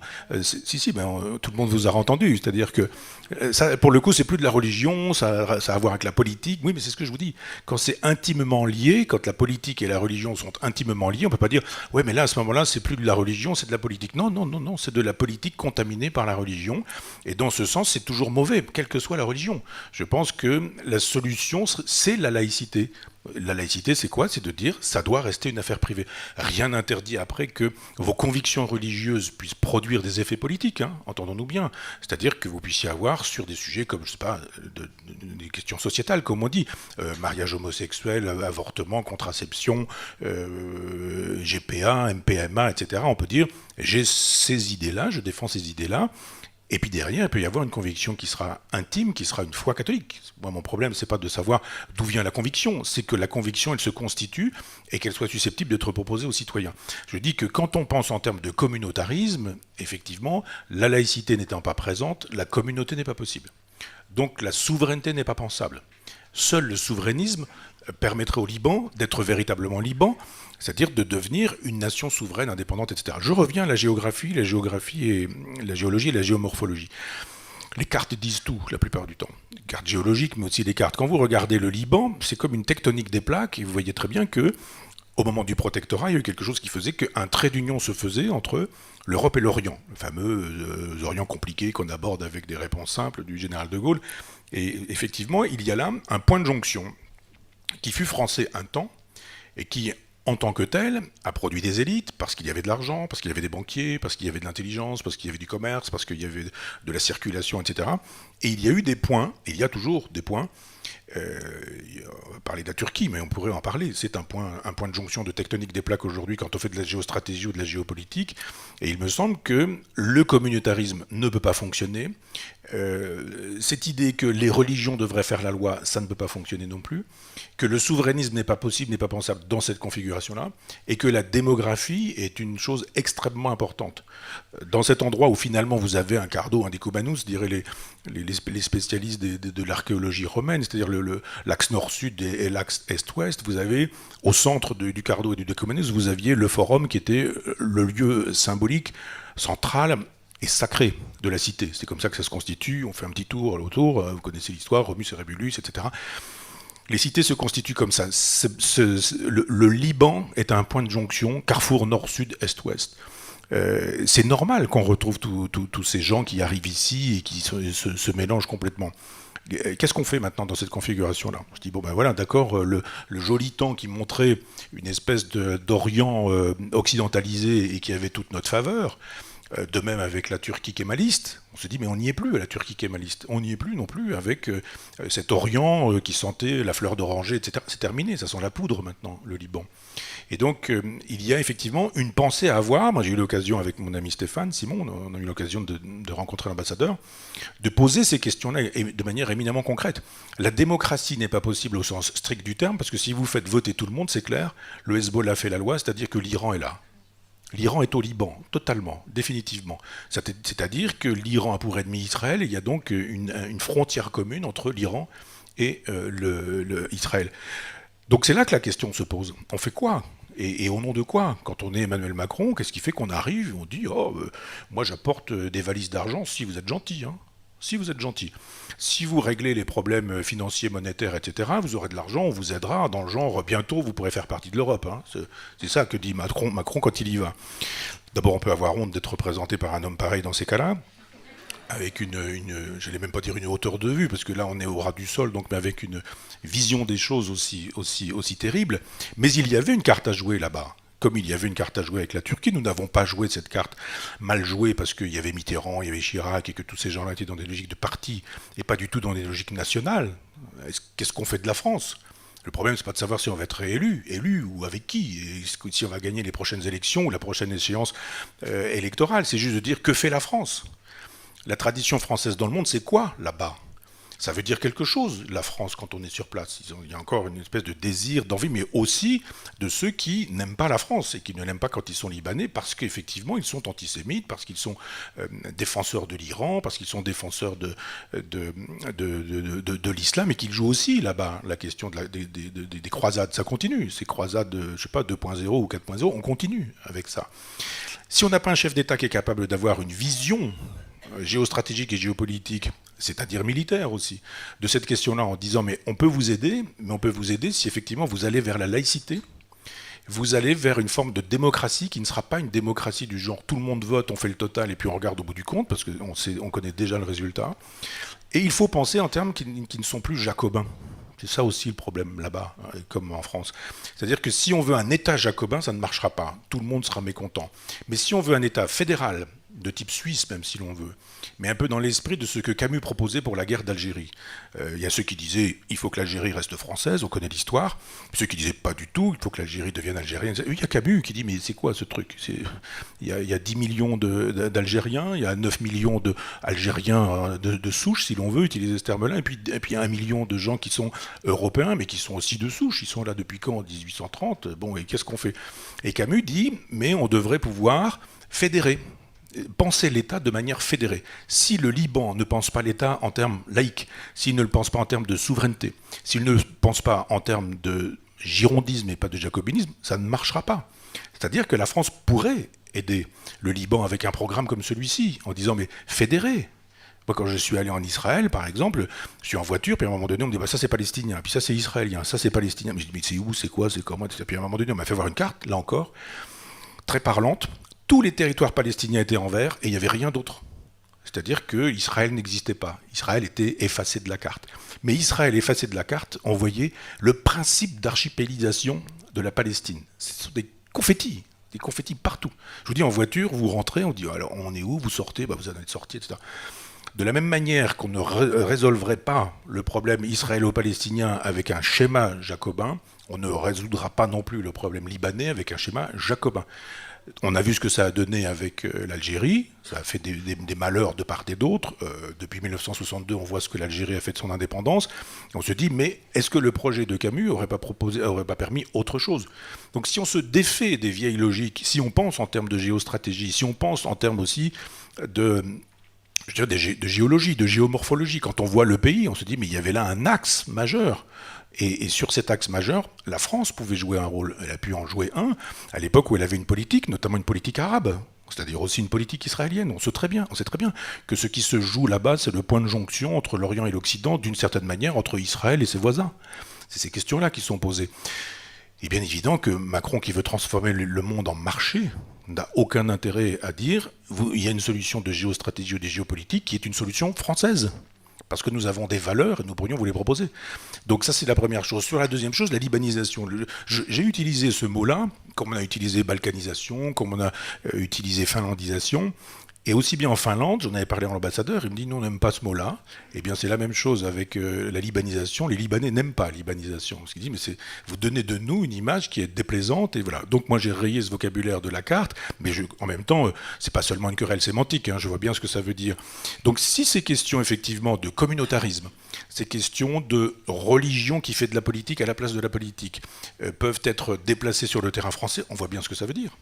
Nous sommes de fait dans une logique de libanisation, si l'on veut penser dans ces termes-là, parce qu'il y a des revendications communautaristes religieuses, et que ces revendications, c'est pas comme ceux qui nous disent mais ça n'a rien à voir avec l'islam, il faut pas d'amalgame, il faut pas assimiler, un peu. Je ne veux pas vous insulter en le disant, mais un peu comme quand vous dites, mais ça c'est une politique religieuse qui ne m'intéresse pas, donc c'est pas de la religion. Je fais le tri, il y a la bonne politique religieuse, puis il y aurait la mauvaise politique religieuse. Moi je vous dis que dès qu'on met le sacré dans cette affaire, c'est problématique. Et là vous avez ceux qui vous disent, mais ça n'a rien à voir, l'islam, religion de paix, de tolérance et d'amour, enfin on connaît la scie musicale habituelle. Et puis les gens qui font les terroristes, ils n'ont pas lu le Coran, ils disent n'importe quoi. Mais si, moi j'ai lu le Coran, j'ai lu les hadiths du prophète, j'ai lu la biographie du prophète, eh bien c'est dans le cœur du Coran. Donc voilà. Et il y a un moment donné où, si on n'est pas dans ces logiques, je dis, girondines, laïques, fédéralistes, eh bien on ne parviendra à rien. Et la France n'est pas capable d'exporter ce modèle-là parce qu'elle ne cesse d'exporter le modèle jacobin. Parce que nous avons raté l'Algérie. Et que la question de l'Algérie, c'est pas il fallait la garder ou il fallait la perdre. C'était ni ça ni ça. Mais il fallait proposer quelque chose qui rende possible le fait qu'elle soit gardée sous une autre forme, qui aurait rendu possible un fédéralisme qui permette à chacun d'y aller dans ce qu'on pourrait appeler un communalisme libertaire. Camus parle de ce qu'il appelle les douars communes, c'est-à-dire une espèce de pouvoir donné à chacun. Vous avez dans le village un pouvoir communal qui reste tribal et qui peut faire plaisir à des gens qui se diraient autochtones, quand d'autres pourraient aussi penser les choses autrement et différemment. Si on sort du modèle pyramidal, et là encore, je ne veux pas vous embêter trop, mais je veux dire, le modèle jacobin, c'est quoi? C'est le modèle issu du christianisme. Un Dieu au ciel, avec des archanges, des anges, etc. Donc une logique pyramidale, cité de Dieu, cité des hommes, comment on fait? La même chose. Le Dieu sur terre a son représentant, celui qui est le représentant de Dieu sur terre, c'est le roi, c'est le prince, c'est le monarque, c'est le pouvoir d'un seul. Et quand on inverse cette perspective et qu'on dit mais si l'on veut sortir de ce schéma théocratique pour rentrer dans un débat, dans un schéma démocratique, alors là pour le coup, on retrouve le peuple. Et c'est là qu'il faut avoir le souci du peuple. Et nous avions, vous et moi, cette conversation, j'ai une discussion que j'avais avec un ami prêtre en soutane, et qui me disait, il y a... Parce que vous voyez ce que ça veut dire quand il faut préciser, hein, c'est pas un ami du pape François. Et donc, moi non plus, je ne suis pas un ami du pape François, mais qui me disait qu'il y avait effectivement une façon de penser le peuple et la question de la souveraineté du peuple via Dieu. Et là, moi, ça ne me gêne pas. C'est-à-dire que quand on pense que Dieu s'exprime par le peuple, et que la souveraineté du peuple, c'est la voix de Dieu, je me dis, mais moi, si j'étais chrétien, je foncerais là-dessus, en disant, mais voyez comment le schéma théocratique peut être dépassé et débordé au profit d'un schéma démocratique, au sens noble du terme, et peut-être républicain, au sens étymologique du terme. Parce que, on ne le dit pas beaucoup, mais dans le contrat social, Rousseau dit qu'on peut être monarchiste et républicain. C'est-à-dire les gens ont l'impression que si on est l'un, on n'est pas l'autre et vice-versa. Mais il dit, mais si on a le souci du bien public et de l'intérêt général, eh bien on est en république, de sorte qu'un monarque qui aurait le sens de l'intérêt général et du bien public pourrait être dit républicain. Donc repenser toutes ces catégories-là, c'est très intéressant à la lumière du Liban. Parce qu'avec Stéphane, on est allé au Liban, on a fait un film sur le Liban d'avant l'explosion, et puis après, évidemment, il a fallu refaire un peu ce film à partir de l'explosion. Mais la thèse a été effleurée par Aoun, par Michel Aoun. Mais est-ce que ça a explosé comme ça, naturellement, tout seul? On sait aujourd'hui qu'on peut balancer un drone, que personne ne verra ce drone, et que ce drone peut très bien créer l'explosion qui va faire ce que nous savons désormais. Cette idée du « ah, c'est accidentel », c'est comme Notre-Dame de Paris, hein. L'incendie de Notre-Dame de Paris, c'est accidentel. Il y a des gens dont le métier consiste à vérifier qu'il n'y a pas des mégots, des départs de feu. Ils sont payés pour ça. Il y a des écrans, il y a des vidéos, etc. Le toit de Notre-Dame disparaît. C'est pas un problème. Sinon, on est complotiste. Et donc, si on dit, mais moi, j'aimerais bien savoir, question de causalité, le fameux principe, le premier moteur immobile ou la cause incausée, si nous voulons être aristotéliciens, ça vient d'où? Et cette question est, qui a intérêt à déstabiliser le Liban de cette manière-là? Qui a intérêt à faire de telle sorte que cette explosion ait lieu? Alors évidemment, peut-être une étincelle, peut-être la négligence, peut-être... Tout ça est possible en même temps. Hein. Mais on peut aussi imaginer que, après tout, il y a là une façon de déstabiliser cette partie-là, et qu'il y a des gens qui ont intérêt à déstabiliser cette partie-là. Clairement, le Hezbollah. Hein. Donc je ne dis pas qui a pu le faire, qui l'a fait, ou en disant j'ai des hypothèses, j'ai des certitudes sur ce sujet-là. Je dis simplement qu'on ne peut pas se contenter de dire il y a eu une explosion quand on sait que cette explosion a mis le pays par terre. Et durablement. Et puis juste une dernière remarque, et je serai rapide sur ce sujet parce que j'ai déjà trop parlé, mais je pense que la diaspora libanaise fait assez peu pour son pays. Je trouve qu'il y a beaucoup d'argent à l'étranger, qu'il y a beaucoup de talents, de gens intelligents, brillants, il y a une diaspora brillantissime partout sur la planète, mais que ça n'est pas une façon d'être nationaliste ou d'aimer son pays que de continuer à faire du business partout sur la planète en disant on a quitté ce pays. Je pense que l'amour du pays, quand il est comme ça, lointain, qu'il est un peu folklorique, c'est une chose, mais à un moment donné, on ne peut pas imaginer que quand les Allemands arrivent à Paris en 40, tout le monde s'en aille en disant on laisse la France aux occupants, quoi. Oui, il y a une occupation du Liban par des puissances étrangères. Oui, il y a effectivement une présence palestinienne, il y a une présence iranienne, il y a une présence syrienne et le peuple se fait déborder. Là, on pourrait parler d'un grand remplacement. Mais je pense qu'il y a un moment donné où la solution ne peut pas venir d'un plan du FMI, du genre on vient, on vous donne de l'argent, on reconstruit tout ça, puis vous saurez vous en souvenir quand on aura besoin de partenaires pour nos marchés européens. Je pense qu'on peut penser les choses tout à fait autrement sur ce terrain-là, mais pour ça, il nous faudrait un homme politique, enfin au sens générique du terme, ça peut être une femme politique, mais qui ait une vue générale qui nous permettrait de dire qu'allons-nous entretenir comme relation avec cet endroit du monde, comment allons-nous régler des problèmes qui sont les problèmes de nos relations avec la Turquie, de nos relations avec l'Iran, question chaude ces temps-ci, éminemment chaude, avec la Syrie, avec les Palestiniens, donc avec Israël, c'est-à-dire avec Trump, hein, c'est un jeu où tout se tient, et je pense qu'il faut une subtilité que notre président de la République n'a pas.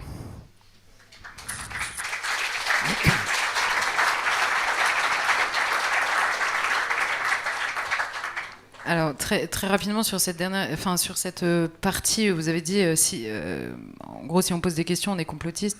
J'ai souvent, justement, fait cette réflexion en disant les gens qui posent des questions ne sont pas nécessairement complotistes. En revanche, quand on pose des questions pour ne pas sombrer dans le complotisme, je pense que notre devoir, c'est d'essayer de chercher les réponses. Sur le Liban, on les a pas, évidemment, puisque l'enquête est en cours. Donc c'est effectivement une possibilité. Et d'ailleurs, c'est pour ça que les Libanais avaient demandé à ce que l'enquête soit internationale et non pas placée, évidemment, sous la coupe de leur gouvernement, qu'ils jugent à la fois corrompu et jugé parti, évidemment, si l'une des parties libanaises était impliquée. En revanche, sur Notre-Dame, on va vous abonner à Valeurs Actuelles, parce qu'on avait fait un... J'y suis, et, je le lis. Alors, vous aviez donc lu le papier, voilà, un an après Notre-Dame, où effectivement, les enquêteurs eux-mêmes, parfois l'accident pourrait ressembler initialement à quelque chose qui n'est pas accidentel, mais là, en l'occurrence, pour le coup, tous les enquêteurs avaient dit, voilà, on a eu beau chercher, vraiment, on n'a pas trouvé... alors, il y a encore une question à l'origine, c'est-à-dire comment ce feu s'est déclenché vraiment. Il n'y a pas vraiment de réponse, mais en revanche, à la fois le mégot ou la personne qui serait rentrée dans Notre-Dame, les enquêteurs sont assez certains que ça n'a pas été le cas. Voilà. Donc ça c'est pour la partie. Un mégot ne peut pas mettre le feu à une cathédrale, c'est pas possible. Non mais justement, donc c'est pour ça. Non mais Surtout quand il y a des caméras, un point pour dire des que services de surveillance, des pompiers dont le métier consiste à travailler pour vérifier. Mais parfois c'est un enchaînement. Voilà, la première personne qui est montée n'avait pas vu le feu parce qu'elle n'était pas au bon endroit, donc il y a du temps qui s'est passé et parfois il faut accepter que les réponses soient... Enfin bon, bref, on va pas faire un débat sur l'incendie de Notre-Dame, mais je voulais simplement répondre à ça parce que je fais partie des gens qui n'aiment pas quand on accuse de complotisme les gens qui posent des questions, mais je fais aussi partie des gens qui disent qu'il est important pour le bien de tout le pays qu'on accepte aussi parfois des réponses, même quand elles correspondent pas nécessairement à ce qu'on attendait. Sauf que là, il n'y a pas de réponse. Non, il n'y a pas de réponse, mais non, mais si, sur l'enquête, honnêtement, les enquêteurs, ils ont cherché tous les produits qu'il pourrait y avoir, etc. On a quand même eu un début de réponse. Mais bon, bref, je n'ai pas fait l'enquête moi-même, ça c'est vrai aussi. Après, sur la question j'ai retrouvé du coup ce que je voulais dire sur la question des religions, l'espace privé, l'espace public. Vous avez dit vous-même d'ailleurs que Michel Aoun avait commencé à évoquer la question pour une raison simple, c'est que ce que je voulais dire au début, c'est que je trouve assez... injuste d'abord et assez peu pertinent en fait de traiter les religions notamment dans leur rapport à la politique parce qu'ils ne sont pas les mêmes et que précisément quand vous dites que la solution en fait pour remettre à leur place le politique et le religieux c'est la laïcité, c'est quand même quelque chose qui a été à la fois pensé et conçu par le catholicisme avant même que ce soit mis en place même chez nous. Non mais cette idée de séparer la gestion des choses temporelles et des choses spirituelles est tout à fait pensable et pensé d'ailleurs par le catholicisme, ce qui n'est pas forcément le cas, effectivement, encore une fois, de religions qui sont des orthopraxies et qui donc gèrent, qui sont en plus d'être une foi, une manière de vivre, ce qui n'est pas le cas du catholicisme, et c'est pour ça que je vous rejoins absolument quand vous dites que le communautarisme rend impossible la vie d'un pays. Je suis absolument d'accord avec ça, et quand je dis que je suis une seule personne dans l'espace privé et dans l'espace public, c'est simplement que ce ne sont pas des questions religieuses qui relèvent de la foi qui doivent gérer les questions politiques, et c'est pour ça que l'État est séparé de l'Église, mais qu'en revanche la société, elle, est religieuse par les gens qui la composent, et vous qui voulez la souveraineté du peuple, vous prenez forcément en compte le peuple tel qu'il est, et s'il doit être catholique ou musulman ou juif ailleurs, il l'est dans sa vie privée et dans sa vie publique. Et c'est d'ailleurs pour ça, je crois, qu'on se trompe quand on met la question, par exemple, du voile, du port du voile en France, ou la question du halal à la cantine, qu'on les met sur le terrain de la laïcité. Je crois que tout le monde se fiche absolument de savoir quelle est la foi qui pousse ou non à porter un voile. Est-ce que c'est la politique? Est-ce que c'est la foi? C'est simplement qu'il y a un moment où ça percute la vie d'un pays sur sa manière, sur ses mœurs, sur ses us et coutumes, qui font aussi la souveraineté. Parce que la souveraineté ne peut pas être simplement le contenant, on va dire, et que s'il passe par le peuple, alors le peuple fait aussi son unité dans sa manière de vivre, tout simplement. Et donc je crois que la laïcité, c'est une chose qui est franchement, et c'est pour ça que je répondais à l'attaque, en l'occurrence, je ne dis pas la religion, c'est la religion quand ça m'arrange ou pas.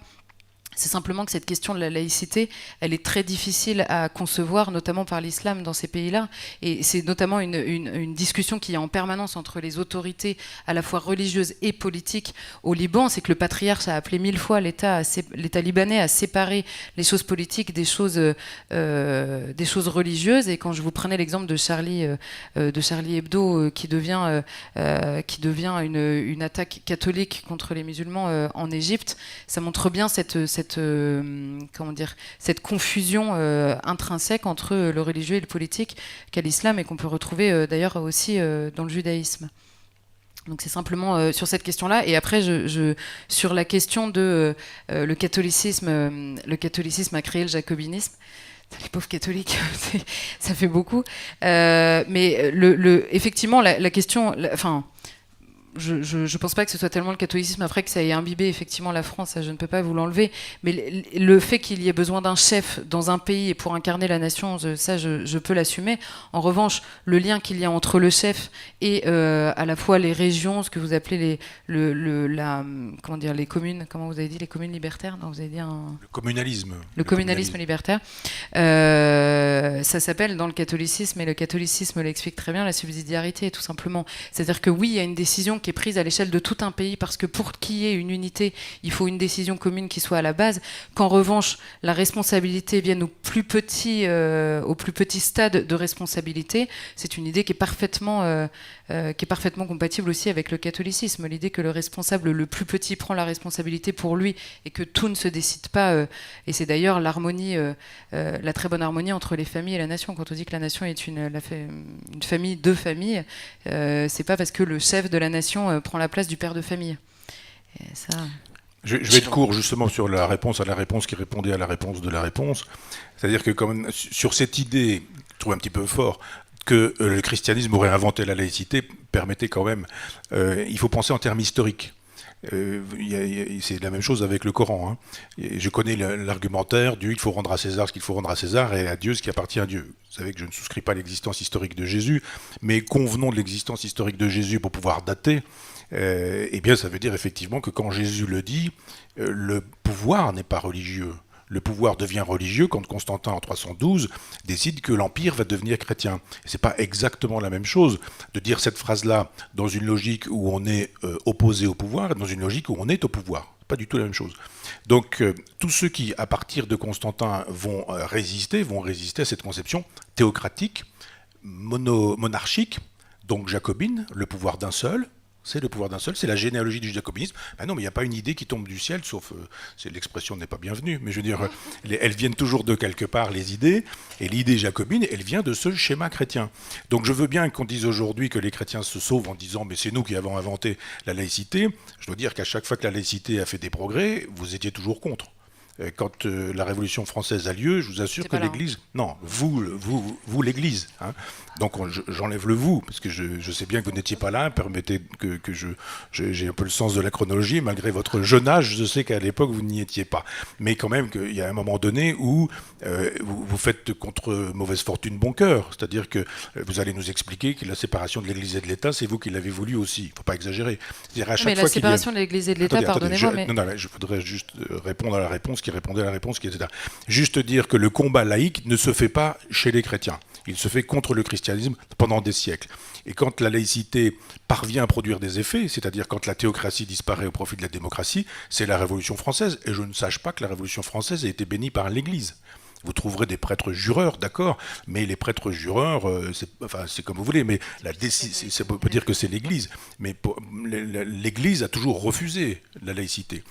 En 1905, elle refuse aussi. Puis à un moment donné, vous n'avez plus le choix de ne pas refuser, puisque c'est devenu ce que c'est devenu, donc il vous suffit de dire que c'est vous qui l'avez inventé. Non, soyez bonne joueuse, je dirais. La laïcité s'est constituée contre la théocratie, et à chaque fois qu'il y a eu des progrès de la laïcité, l'Église s'est mise en travers. Qu'aujourd'hui vous puissiez récupérer en disant c'est nous, je trouve que c'est pas fair play, parce que ça ne s'est pas fait comme ça. Quand Marcille Ficin est celui qui commence à penser la laïcité au XIIIe, eh bien ça se fait contre l'Église. Quand on aura des réflexions qui, par exemple, avec le prince de Machiavel, c'est pas exactement le prince, c'est des principatibus, c'est-à-dire des principautés. On a une anthropologisation qui consiste à dire, eh bien maintenant, on va partir de l'homme tel qu'il est. On parlait tout à l'heure de la nature humaine. Hein.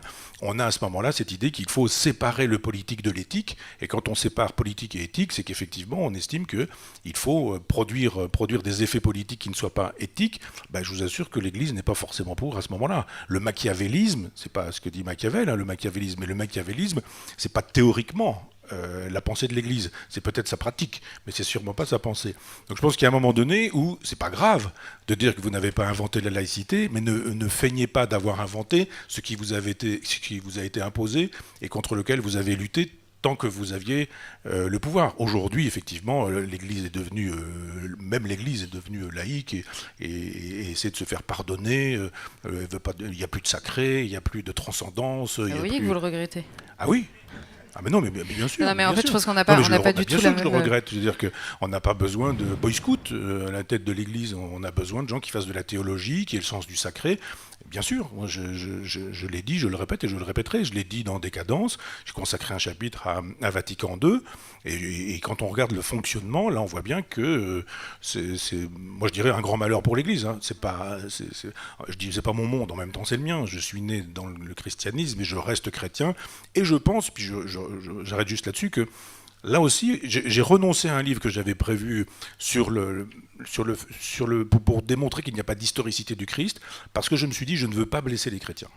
J'ai blessé avec le traité de la théologie, ce que je n'ai pas voulu, mais bon, ça peut blesser, y compris des gens qui me disent, quand vous dites que Jésus n'existe pas historiquement, c'est une insulte, vous me méprisez, etc. Et je reçois beaucoup de lettres insultantes des catholiques qui ont du mal à aimer le prochain, hein, ou à pardonner les offenses. Mais c'est un peu ce que je reproche au christianisme, d'ailleurs, un certain nombre de chrétiens qui ont du mal avec l'amour du prochain, le pardon des offenses, etc. Mais j'ai dit, bon, je ne savais pas que je pouvais vous humilier en vous apportant des preuves historiques dont j'aimerais que vous puissiez me les réfuter, mais je me suis dit, ce livre-là, j'ai le plan, j'ai des notes, je ne le fais pas, parce que je pense qu'il faut faire un front commun, de la même manière qu'il faut faire un front commun souverainiste sur le terrain politique, il faut faire un front commun judéo-chrétien. Je crois qu'il faut faire un front commun judéo-chrétien. Et que le front commun judéo-chrétien peut se faire avec des athées. Et donc on a dit, vous êtes un athée chrétien. Je dis non, ça c'est une expression d'André Comte-Sponville. Mais je suis un athée qui défend une civilisation qui est judéo-chrétienne. Et là, pour le coup, on peut faire aussi un front populaire et un front commun. Et puis on peut continuer à se dire des choses sur la laïcité, sur la transcendance, sur le rôle d'Aristote, sur le premier moteur immobile. Et c'est ce qui fait l'intérêt de notre soirée ce soir déjà, hein, de notre soirée, et de la discussion, parce que ça a été ça pendant des siècles, l'histoire de la philosophie. Ça a été, je parlais tout à l'heure de tectonique des plaques avec le Liban, mais la tectonique des plaques entre la théologie et la philosophie. Moi, j'ai beaucoup aimé, enfin, je ne vais pas parler au passé, toujours vivant, mais Benoît XVI, parce que formé à l'herméneutique allemande, son Jésus est d'une qualité extraordinaire, exceptionnelle, et je me dis, mais au moins, on peut débattre. On peut débattre en disant qu'on est d'accord, qu'on n'est pas d'accord, parce que cette conception du débat, elle procède du judéo-christianisme, le fameux pig-pool des juifs, puisque effectivement le judaïsme a produit le catholicisme, et que je parle moi du judéo-christianisme. Alors je sais que ça blesse certains juifs, mais là encore, j'ai dit, le christianisme vient du judaïsme, vous ne pouvez pas l'empêcher. Quand j'ai dit judaïsme, je n'ai pas dit judéo-christianisme.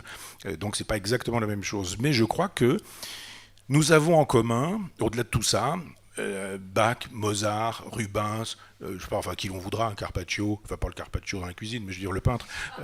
Nous avons Kant, nous avons Bossuet, nous avons Pascal, nous avons Dante, nous avons même Cervantes. Enfin, toute cette culture européenne et judéo-chrétienne, je pense qu'elle mérite d'être défendue, et que là, pour le coup, on ne va pas aller chercher justement ceux qui croient en Dieu, ceux qui n'y croient pas, ceux qui croient au ciel, ceux qui n'y croient pas.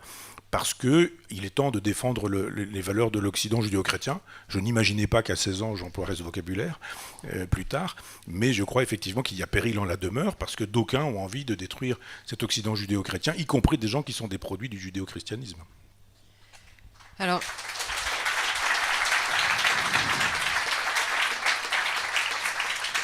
Rapidement sur cette question de la laïcité, en fait, d'abord la séparation de l'Église et de l'État s'est faite bien avant la Révolution française. Il y a qu'à voir l'histoire à la fois des rois et de leurs relations avec le pape, les papes, savoir où habitait le pape. Donc c'est une lutte de pouvoir qui a été faite entre l'Église et l'État, mais qui était déjà séparée. Il y a qu'à voir le nombre de rois qui ont été ne serait-ce qu'excommuniés par les papes. Donc il y avait déjà cette distinction entre les pouvoirs temporels, pour le coup, de l'un et de l'autre. Ensuite, que la France ait été baignée de catholicisme, vous le dites vous-même, vous êtes revenu en voulant défendre une civilisation qui était adossée sur une religion qui se trouve être celle-là. Or, la religion ne relève pas uniquement de la foi, mais aussi d'une réflexion précisément faite autour de cette nature humaine, et que c'est ça, je crois, beaucoup plus que l'implication religieuse dans le politique de l'Église, que la Révolution française, ou en tout cas les Lumières qui ont que pour le coup, l'Église, qui a tenu l'Église loin de la République pendant longtemps, c'est cette question justement de la nature humaine, de l'individualisme, de la question du bien commun et de toutes ces questions-là qui sont profondément des questions de société. Et c'est pour ça que imposer la foi à des personnes, effectivement, je ne le ferai pas et je ne le défendrai pas. En revanche, que la réflexion de l'Église sur l'homme, indépendamment de la foi, mais ce qui est bon pour l'homme, parce qu'à partir du moment où il a une nature qui est commune à tous, il y a des choses qui sont bonne ou mauvaise pour cette nature-là, et là l'Église a des choses à dire, donc c'est cette distinction, et par ailleurs les Vendéens, pour ne prendre que, se sont pas spécialement dressés parce qu'on voulait séparer la gestion des choses temporelles des choses spirituelles. Ils sont d'abord levés évidemment contre la guerre que par ailleurs les Girondins défendaient à l'époque, et que surtout les prêtres jureurs, et c'est là que c'est assez marrant, c'est que vous dites que l'Église à l'époque n'a pas voulu se séparer du politique, mais pardon, c'est le politique qui est venu chercher les curés pour les faire jurer précisément sur un projet qui était politique. Donc c'est le politique qui a voulu récupérer la religion pour la mettre sous sa coupe.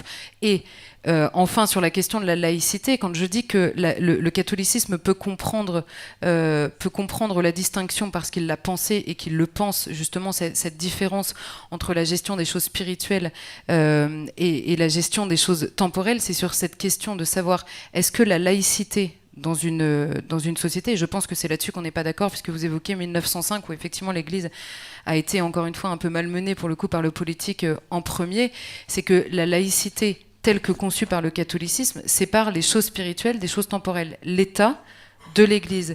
Or, la laïcité à la française, à la fois dans les années les plus violentes de la Révolution française et surtout en 1905, a voulu séparer l'homme de Dieu, d'une part, et surtout la société française de l'idée effectivement de la civilisation catholique de la civilisation française, mais qui du coup était baignée de catholicisme, sur cette nature de l'homme. Pourquoi je dis ça ? Parce qu'en 1905, ça arrive après d'autres lois qui étaient infiniment plus, qui n'étaient pas des lois de laïcité ou de séparation de l'Église et de l'État, qui étaient une volonté extrêmement claire et par étapes de déchristianiser la société.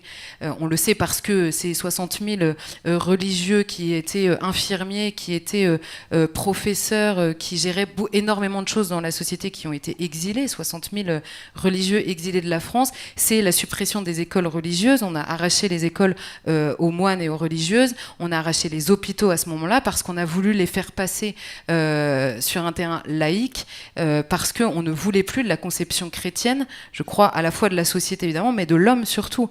Et c'est pour ça que je disais la nature humaine à ce moment-là a pris cher. Tout à l'heure, j'ai utilisé cette expression assez malheureuse, mais je veux dire, c'est que l'homme n'était plus inscrit comment dire, il n'y avait plus de projet de société qui était sur le bien ou la relation de l'homme au bien commun, tout ce que j'expliquais tout à l'heure sur en tout cas ce que je pense entre la différence entre le particulier et l'universel, et que à ce moment-là le but c'était de déchristianiser pour n'avoir que des individus qui soient seuls face à l'État, et c'est exactement ce qu'on a aujourd'hui en fait.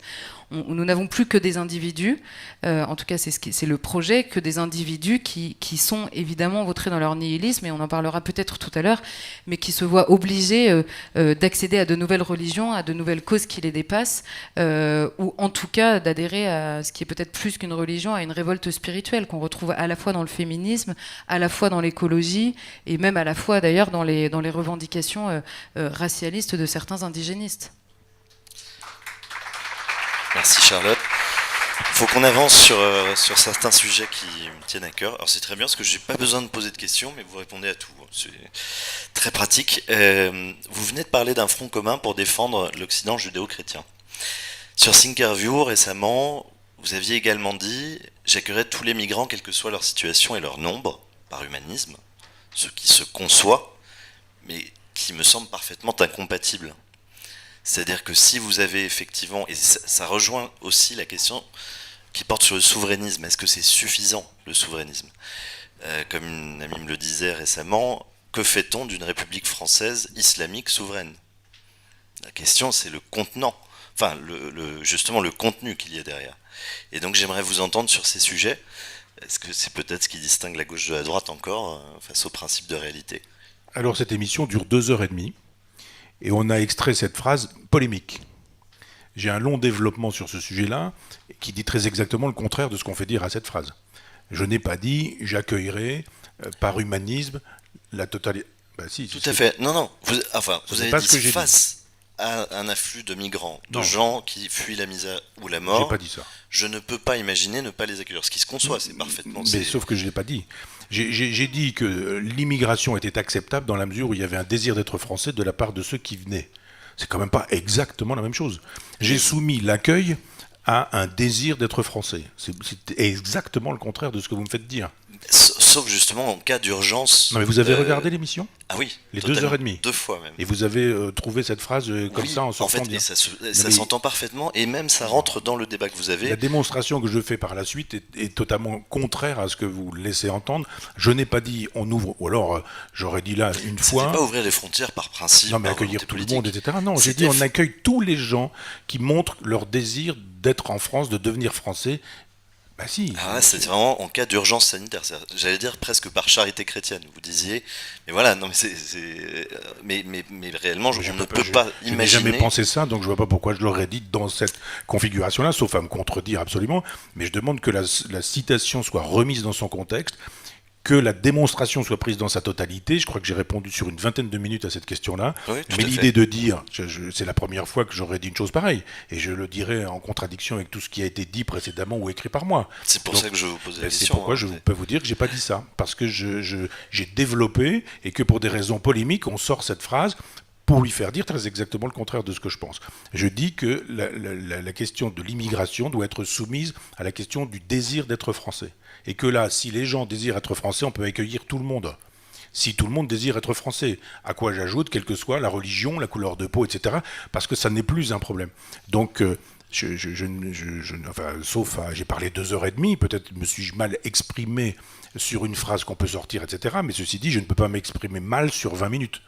Et démontrer le contraire de ce que je dis depuis toujours. Je ne pense pas qu'il soit acceptable d'accepter de toute arrivée de tout migrant venant de partout pour des raisons qui seraient sanitaires, climatiques, des raisons que je ne crois pas d'ailleurs, les raisons climatiques, des raisons politiques, des raisons de guerre, des raisons, c'est pas exactement la même chose. Ou le désir juste de dire, moi j'ai envie de me servir du système français qui est très rentable quand on a envie de frauder, etc., ce genre de choses, c'est pas exactement la même chose pour moi. Moi, je suis un nominaliste sur toutes les questions, donc je le suis aussi sur ce sujet-là, et je dis pas on accueille tout le monde ou on accueille personne. Je dis on accueille tout le monde, virgule, si ceux qui viennent font la demande explicite, en ont envie, en ont le désir, et que, j'ajoute ça aussi, c'est-à-dire des efforts de la part de ceux qui viennent et des efforts pour ceux qui accueillent. Parce que cette façon de dire venez, venez, et puis allez vivre sous les ponts, je me souviens que c'était ma démonstration, aller vivre au pied des périphériques, etc. Je dis, est-ce que vous croyez que la France est grande quand elle dit venez et puis allez vivre de nos poubelles? Donc j'ai dit ça très précisément, j'ai dit il faut que l'immigration soit pensée à nouveaux frais. La question n'est pas, comme dit Marine Le Pen, c'est jamais bien, comme dit Jean-Luc Mélenchon, c'est toujours bien. Non, c'est parfois bien, c'est parfois pas bien. Les deux ont raison, mais ensemble. Et donc c'est bien quand des gens disent on a envie d'être français. On a fêté le numéro 2 de Front Populaire hier soir avec une jeune fille camerounaise formidable, et personne n'aurait dit mais vous êtes noir, vous êtes ceci. Elle adore la France plus que nombre de Français. Hein. Donc je ne fais pas une question la question de l'immigration pour moi n'a rien à voir avec la couleur de peau, avec la religion, je ne sais quoi. Bien ça sûr. a à voir avec le désir d'être français, l'envie d'être français. Ça veut dire être français, ça veut dire effectivement pour le coup être laïque si on est musulman. On a le droit de ne pas manger de porc et de ne pas boire d'alcool, mais chez soi. Et on ne milite pas pour que dans les écoles ce soit le cas, dans les menus des écoles, etc., etc. Non, j'ai très précisément dit que pour penser l'immigration en dehors de l'idéologie qui voudrait que ce soit toujours bien ou jamais bien, il faut dire quand c'est intéressant, quand ça ne l'est pas. Et c'est intéressant quand les gens ont vraiment envie de devenir français, je crois à l'intégration. Quand ils n'ont pas le désir, non, c'est pas désirable, c'est pas souhaitable. Et par ailleurs, pour ceux qui arrivent, il ne suffit pas de dire venez puis débrouillez-vous, c'est la sauvagerie, vous ne parlez pas la langue, on ne vous explique pas les us et coutumes, on ne vous explique pas l'histoire, on ne vous explique d'ailleurs rien du tout, et puis faites comme vous voulez, débrouillez-vous, etc. Je ne pense pas que ce soit digne de résoudre le problème de l'immigration sur le principe libéral en disant venez si vous pouvez, si vous avez de l'argent et que vous payez un passeur, il n'y a aucun problème, venez, on vous accueillera, on vous ouvrira. Je ne défends pas ça. Donc il faudrait peut-être que je m'écoute à nouveau et que je vois quelle phrase a été dite et quel est le contexte. J'étais de bonne foi en vous posant la question. Non, mais j'ai écouté me doute bien, mais je vous dis l'entièreté de l'émission. Mais convenez qu'il y a au moins 25 minutes autour de cette question. Tout à fait. Oui, bien sûr. Et j'ai pas et les 25 minutes ne semblent pas vous donner raison.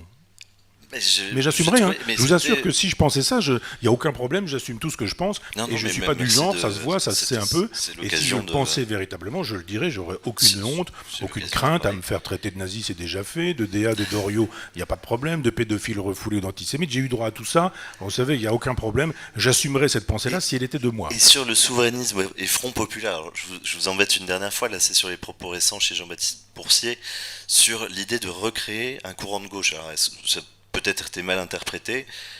L'idée de Front Populaire à l'origine, il m'avait semblé que c'était un rassemblement des souverainistes de tous les horizons. Est-ce que vous pensez finalement qu'il vaut mieux se réserver à ceux qui sont de gauche ? Je ne le pense pas, mais voilà, j'aimerais que vous nous parliez de ce projet, comment il évolue.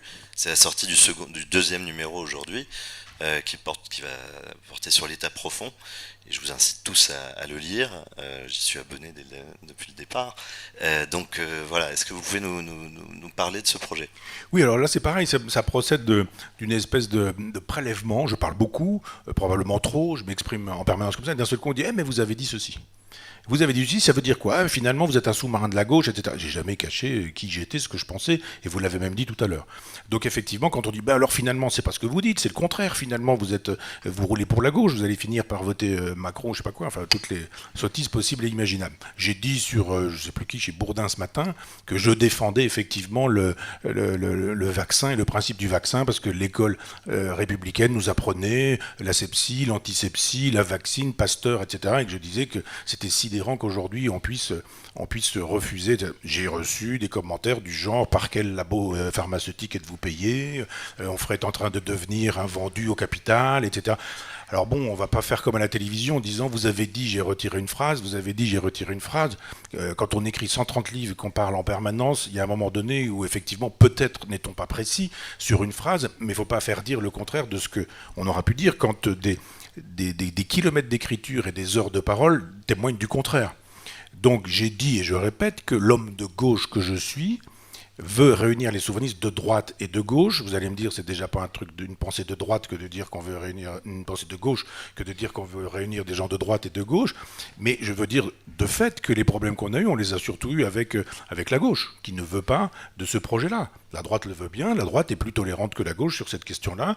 On a eu dans la revue des problèmes avec des gens de gauche et pas avec des gens de droite. C'est-à-dire que quand on a fait se rencontrer, et encore là, c'est une rencontre virtuelle qui avait été présentée comme une rencontre virtuelle parce que Philippe de Villiers et Jean-Pierre Chevènement ne pouvaient pas physiquement se rencontrer, donc on leur a expliqué que les questions seraient les mêmes, que etc. etc. Puis après, Jean-Pierre Chevènement a dit que c'était pas ce qui avait été convenu, c'est pourtant ce qui avait été convenu. Et puis après, il y a des gens qui ont dit, mais enfin quoi, Chevènement, mais qu'est-ce qu'il fait là ? Et puis d'autres qui disent, mais enfin de Villiers, pourquoi est-il dans cette revue, etc. Donc je veux dire, il y a évidemment un moment donné, on va pouvoir, quand je dis, bah oui, l'homme de gauche que je suis, il est de gauche, il a dit qu'il était de gauche, donc c'est un projet de gauche, donc il nous ment quand il dit souverainiste de droite, de gauche d'ailleurs et de nulle part. J'ai jamais caché que ma gauche était proudhonienne. On m'a assez fait savoir que le cercle Valois existait, que le cercle Proudhon existait, que j'étais un fasciste puisque Proudhon avait été antisémite et que. J'aimerais bien que ça me serve de temps en temps pour qu'on puisse dire que mon proudhonisme n'a rien à voir avec le macronisme, qu'il n'a rien à voir avec le hollandisme, qu'il n'a rien à voir avec le mélenchonisme, avec le besancenotisme, et que cette gauche-là n'a rien à voir avec la gauche qui est sur le marché, dont on connaît les produits. Je dis, il y a, chez Proudhon, que personne ne connaît d'ailleurs, toute une pensée qui a beaucoup plu à la droite et qui plaît encore beaucoup à la droite. Et bien tant mieux, c'est ça qui m'intéresse. Marx, encore que, il y a des marxistes de droite, mais je veux dire, il y a chez Proudhon toute une pensée extrêmement intéressante. Oui, si, il y a des marxistes d'extrême droite. Oui, il y a des gens qui considèrent que... Mais non, mais oui, non, mais il faut lire les gens qui estiment qu'il y a une pensée extrêmement intéressante sur le capital, sur la fétichisation de la marchandise, sur le rôle de la violence dans l'histoire, sur la question de la dictature des masses, des avant-gardes éclairées. Je vous assure que je suis lecteur de ces auteurs-là et que je n'invente pas. Élément en parle d'ailleurs régulièrement et pense ces questions-là et fort justement.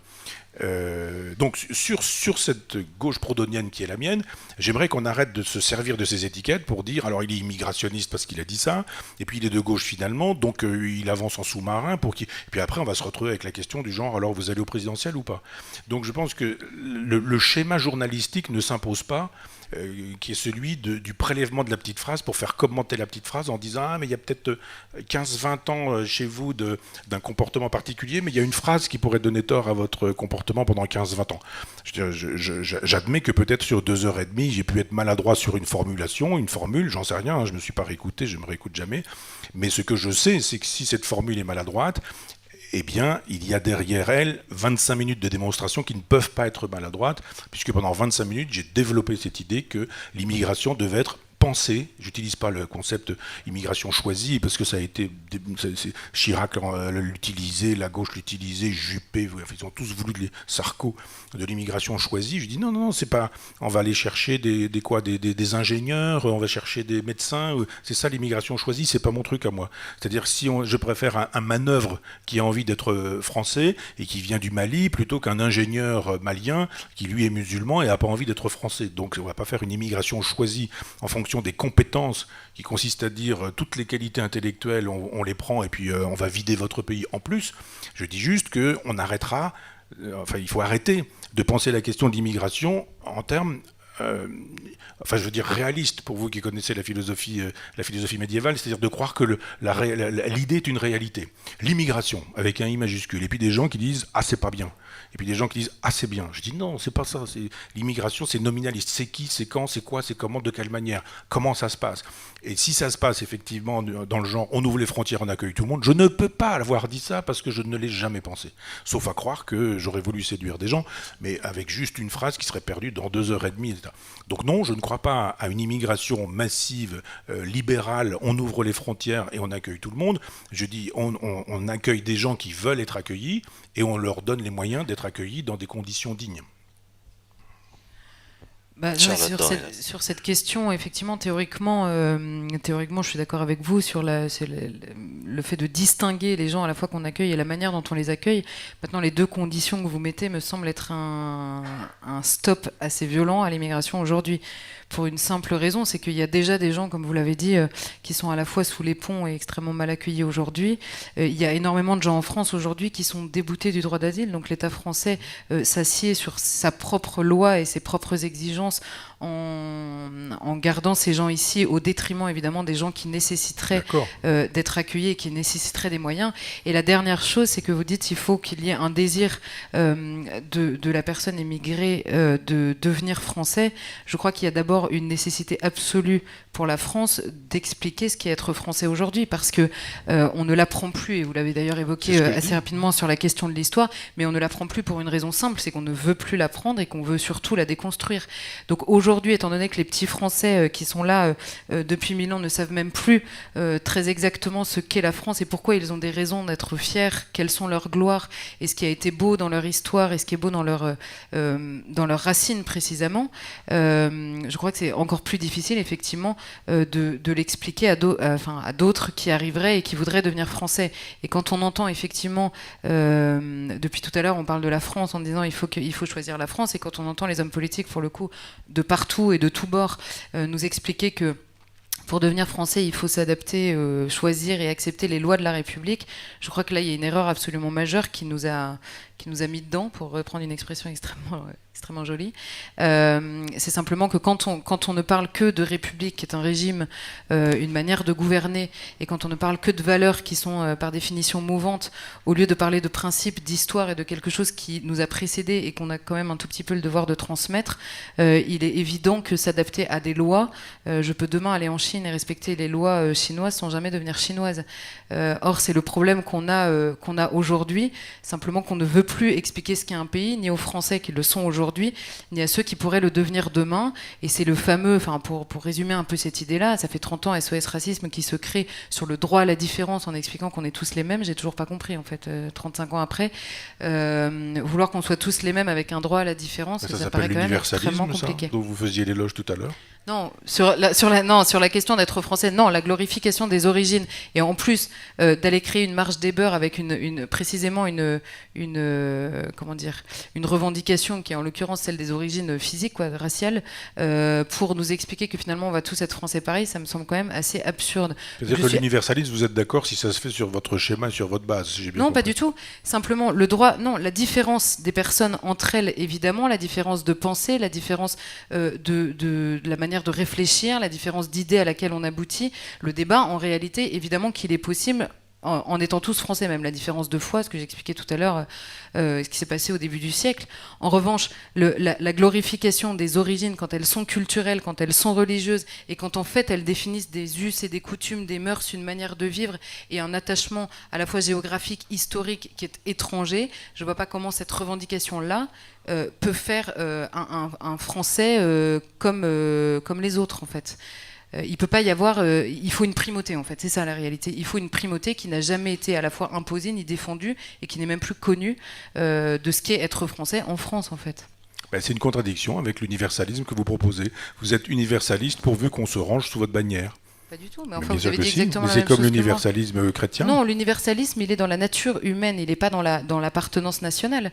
L'italien est homme. Parce que vous pensez qu'on est italien par nature? Non, justement. Humaine? Non. Alors, tous les hommes ont la même nature, ce qui fait qu'on peut on peut défendre des principes pour les hommes du monde entier. Je prenais l'exemple de la tyrannie ou la tentation des murges, etc. Donc ça, on peut le défendre pour les hommes du monde entier. En revanche, on accède à l'universel, à savoir le beau, le bien, le vrai, quoi. On accède. Non, mais vous dites quoi, mais par le particularisme. Il n'y a pas le beau, le vrai, le bien. Non, ça marche pas, ça. Bien sûr. Bien sûr que non. En Papouasie-Nouvelle-Guinée, la notion du beau n'est pas. Enfin, encore que la Papouasie-Nouvelle-Guinée aujourd'hui, ça n'a pas grand-chose à voir. Mais la conception du beau est une chose très récente. Pendant des siècles, il n'y a pas eu de conception du beau. Le beau, c'est très tardif. C'est très daté, puis ça a disparu. Il y avait de l'art avant le beau, et il y a aujourd'hui de l'art indépendamment du beau. Vous parlez du beau, du vrai, du bien, comme si c'était des valeurs justement célestes. Non, pas des valeurs, des recherches, oui, de l'homme. Ou des recherches, comme vous voulez, ou des instances, ou des entités, ou des identités, ou des concepts, ou des notions, comme vous voudrez. Mais je veux dire que l'idée de dire le vrai, le beau, le bien, donc oui, voilà, c'est évident pour tout le monde, bien sûr que non. Non, j'ai justement pas dit ça. Je dis on accède à cet universel par la recherche du particulier, et que donc non, ça ne contrevient pas à mon idée universelle que tous les hommes ont une nature qui fait qu'il y a des principes qu'on peut défendre par rapport à l'homme, qu'il y a certaines choses qui sont bonnes ou mauvaises pour tous les hommes du monde.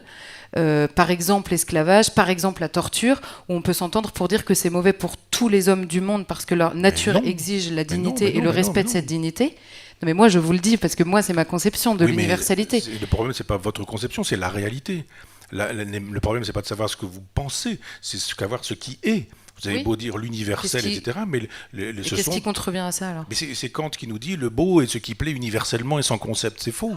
Le beau n'est pas ce qui plaît universellement et sans concept. Ça n'existe pas le beau. Mais je suis Ce sont des beaux sociologiques, des beaux historiques. Il n'y a pas ou du bon ou du bien historique et qui sont évidemment contradictoires. Nous sommes d'accord. Vérité en deçà, erreur en delà. Hein. Donc, et même, il s'agissait pour Pascal des Pyrénées. Donc, il s'agissait entre la France et l'Espagne. Hein. C'était pas entre la France et le royaume de Siam ou je ne sais quoi.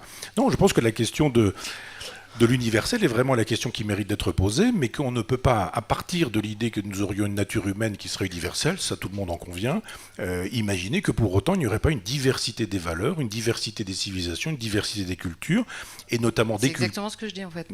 Je ne suis pas bien sûr. Alors notamment, je m'exprime extrêmement mal, mais... Notamment des cultures qui accueillent et des cultures qui n'accueillent pas, des cultures qui intègrent, des cultures qui n'intègrent pas, des cultures qui soient ouvertes et des cultures qui soient fermées. Et c'est pas exactement la même chose que de dire il y aurait un universel à partir de la nature humaine. Non, l'universel de la nature humaine fait que, bien sûr, vous aurez que le papou, que le chinois, que etc. ont des problèmes, le même groupe sanguin ou ce genre de choses, et que le cœur est placé au même endroit. On est à peu près d'accord là-dessus. Mais il n'empêche que les perspectives historiques, les perspectives civilisationnelles ne sont pas les mêmes du tout. Ah ben bien sûr. Bon, bah alors on est d'accord. On est absolument d'accord. Eh bien, écoutez, malheureusement... Mais là, vous faites pas une démonstration que mon universalisme est relatif. Vous faites simplement une démonstration avec laquelle je pourrais être d'accord que les civilisations ne se valent pas par principe. Et ça, je suis absolument d'accord. Je dis simplement que pour accéder à l'universel, il faut passer par le particulier. Oui, mais justement, notre civilisation a pour spécificité d'accueillir. Et que c'est comme ça que ça s'est constitué. Et d'autres civilisations n'avaient pas la perspective d'accueillir, et d'autres non plus. Et d'autres aujourd'hui ont même des propositions qui sont très, très exactement l'inverse et qui excluent. Et je dis que, est-ce qu'on reste dans la fameuse société ouverte, la société close de Bergson, hein? C'est la question qui se pose. Et moi, je pense qu'on a une tradition d'ouverture, que cette tradition d'ouverture doit être conditionnelle, et qu'il y a des sociétés qui sont des sociétés closes et de fermeture, et il n'y a pas de conditions. Et de fait, vous ne pouvez pas devenir chinois, vous ne pouvez pas devenir non plus, vous ne pouvez pas faire partie vous ne pouvez pas devenir juif. Si vous n'êtes pas juif, vous ne pouvez pas le devenir. Alors bien sûr, on peut se convertir, on peut etc., mais il y a effectivement des sociétés closes et puis des sociétés ouvertes. La société française, notamment, la société, je dirais plutôt européenne, a une tradition d'ouverture. Alors ouverture, ça ne veut pas dire à n'importe qui, n'importe quand, n'importe comment. Mais en ce sens, je pense que ça reste une des traditions de la France de dire nous allons organiser les conditions de l'accueil. Et en même temps, savoir qu'il n'y a peut-être, il y a sûrement, vous avez raison, un universel anatomique, physiologique, biologique, c'est évident, nous sommes des mammifères, mais qu'en dehors de ça, eh bien, effectivement, il y a des civilisations diverses dont certaines sont capables d'accueillir et d'autres pas. Alors il se fait que nous ne sommes pas en état d'accueillir d'autres civilisations puisque nous détestons la nôtre. Et c'est là qu'est le problème. Hein. Alors il va être mais là, c'est la question du nihilisme. Il va être temps malheureusement de rendre la salle. Donc si vous aviez chacun un mot de conclusion, Charlotte, pour commencer. Et avec un peu d'espoir, si possible. Michel Onfray, alors. Vous voulez avoir le dernier mot, comme on dit. Exactement. Je pense que l'intérêt de votre poème était qu'il disait quelque chose qui pour moi est essentiel. Nous n'avons pas, Stéphane et moi, appelé cette revue Front Populaire par hasard. Quand il s'agit de faire front, et il y a quelque chose qui est plus important que ce qui nous rassemble est plus important que ce qui nous sépare. Donc on peut avoir effectivement des discussions un peu byzantines sur les discussions que nous avons. Je ne déprécie pas pour autant, elles sont intéressantes. Ça montre d'ailleurs que la France, le génie français, c'est aussi l'esprit de finesse. C'est pas seulement l'esprit de géométrie, mais c'est aussi l'esprit de finesse. Et qu'il y a une façon française de penser. La philosophie française, c'est pas la philosophie allemande, c'est pas etc. Mais si on veut effectivement faire un front populaire, c'est parce qu'il y a un front populicide.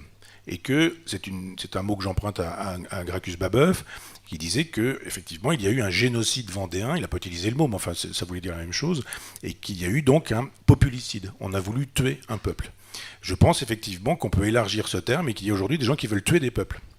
Et que les maastrichtiens, les gens qui défendent l'Europe libérale, les gens qui aspirent au gouvernement planétaire, les gens qui sont dans la logique de l'État profond, sont effectivement des gens qui veulent en finir avec cette... J'ai perdu mon idée aussi, on était sur quoi là ce sont des gens qui font front. Non, parce que j'avais une plaisanterie à faire sur Macron, puis je me suis dit retiens-toi, ne la fais pas. Et donc il y a un front populicide, et ce front populicide, il est très bien constitué, puisqu'il y a des gens de gauche, il y a des gens de droite, il y a des gens qui croient, il y a des gens qui ne croient pas, il y a des musulmans, il y a des catholiques, il y a des juifs, il y a des protestants, mais eux, ils sont capables de faire un front populicide. Et je dis que ce qui nous intéresse, à Stéphane et moi, et à toute l'équipe, et à tous les amis, et à tous ceux qui viennent nous rejoindre sur le site, qui s'abonnent, etc., c'est de dire, faisons fi de ces différences-là, si nous voulons vraiment que le peuple revienne, qu'il y ait un souci du peuple, eh bien, il faut que nous fassions front. De sorte que, finalement, je vous donne raison sur le poème de je ne sais plus qui, j'ai oublié son nom, mais qu'effectivement, il y a ceux qui croient au ciel et ceux qui n'y croient pas, mais que l'important, c'est que nous reconstituions ou que nous pérennisions une France qui est en bien mauvais état, mais que c'est plutôt ça qui nous réunit, c'est donc plutôt ça qui m'intéresse. Merci Michel Onfray.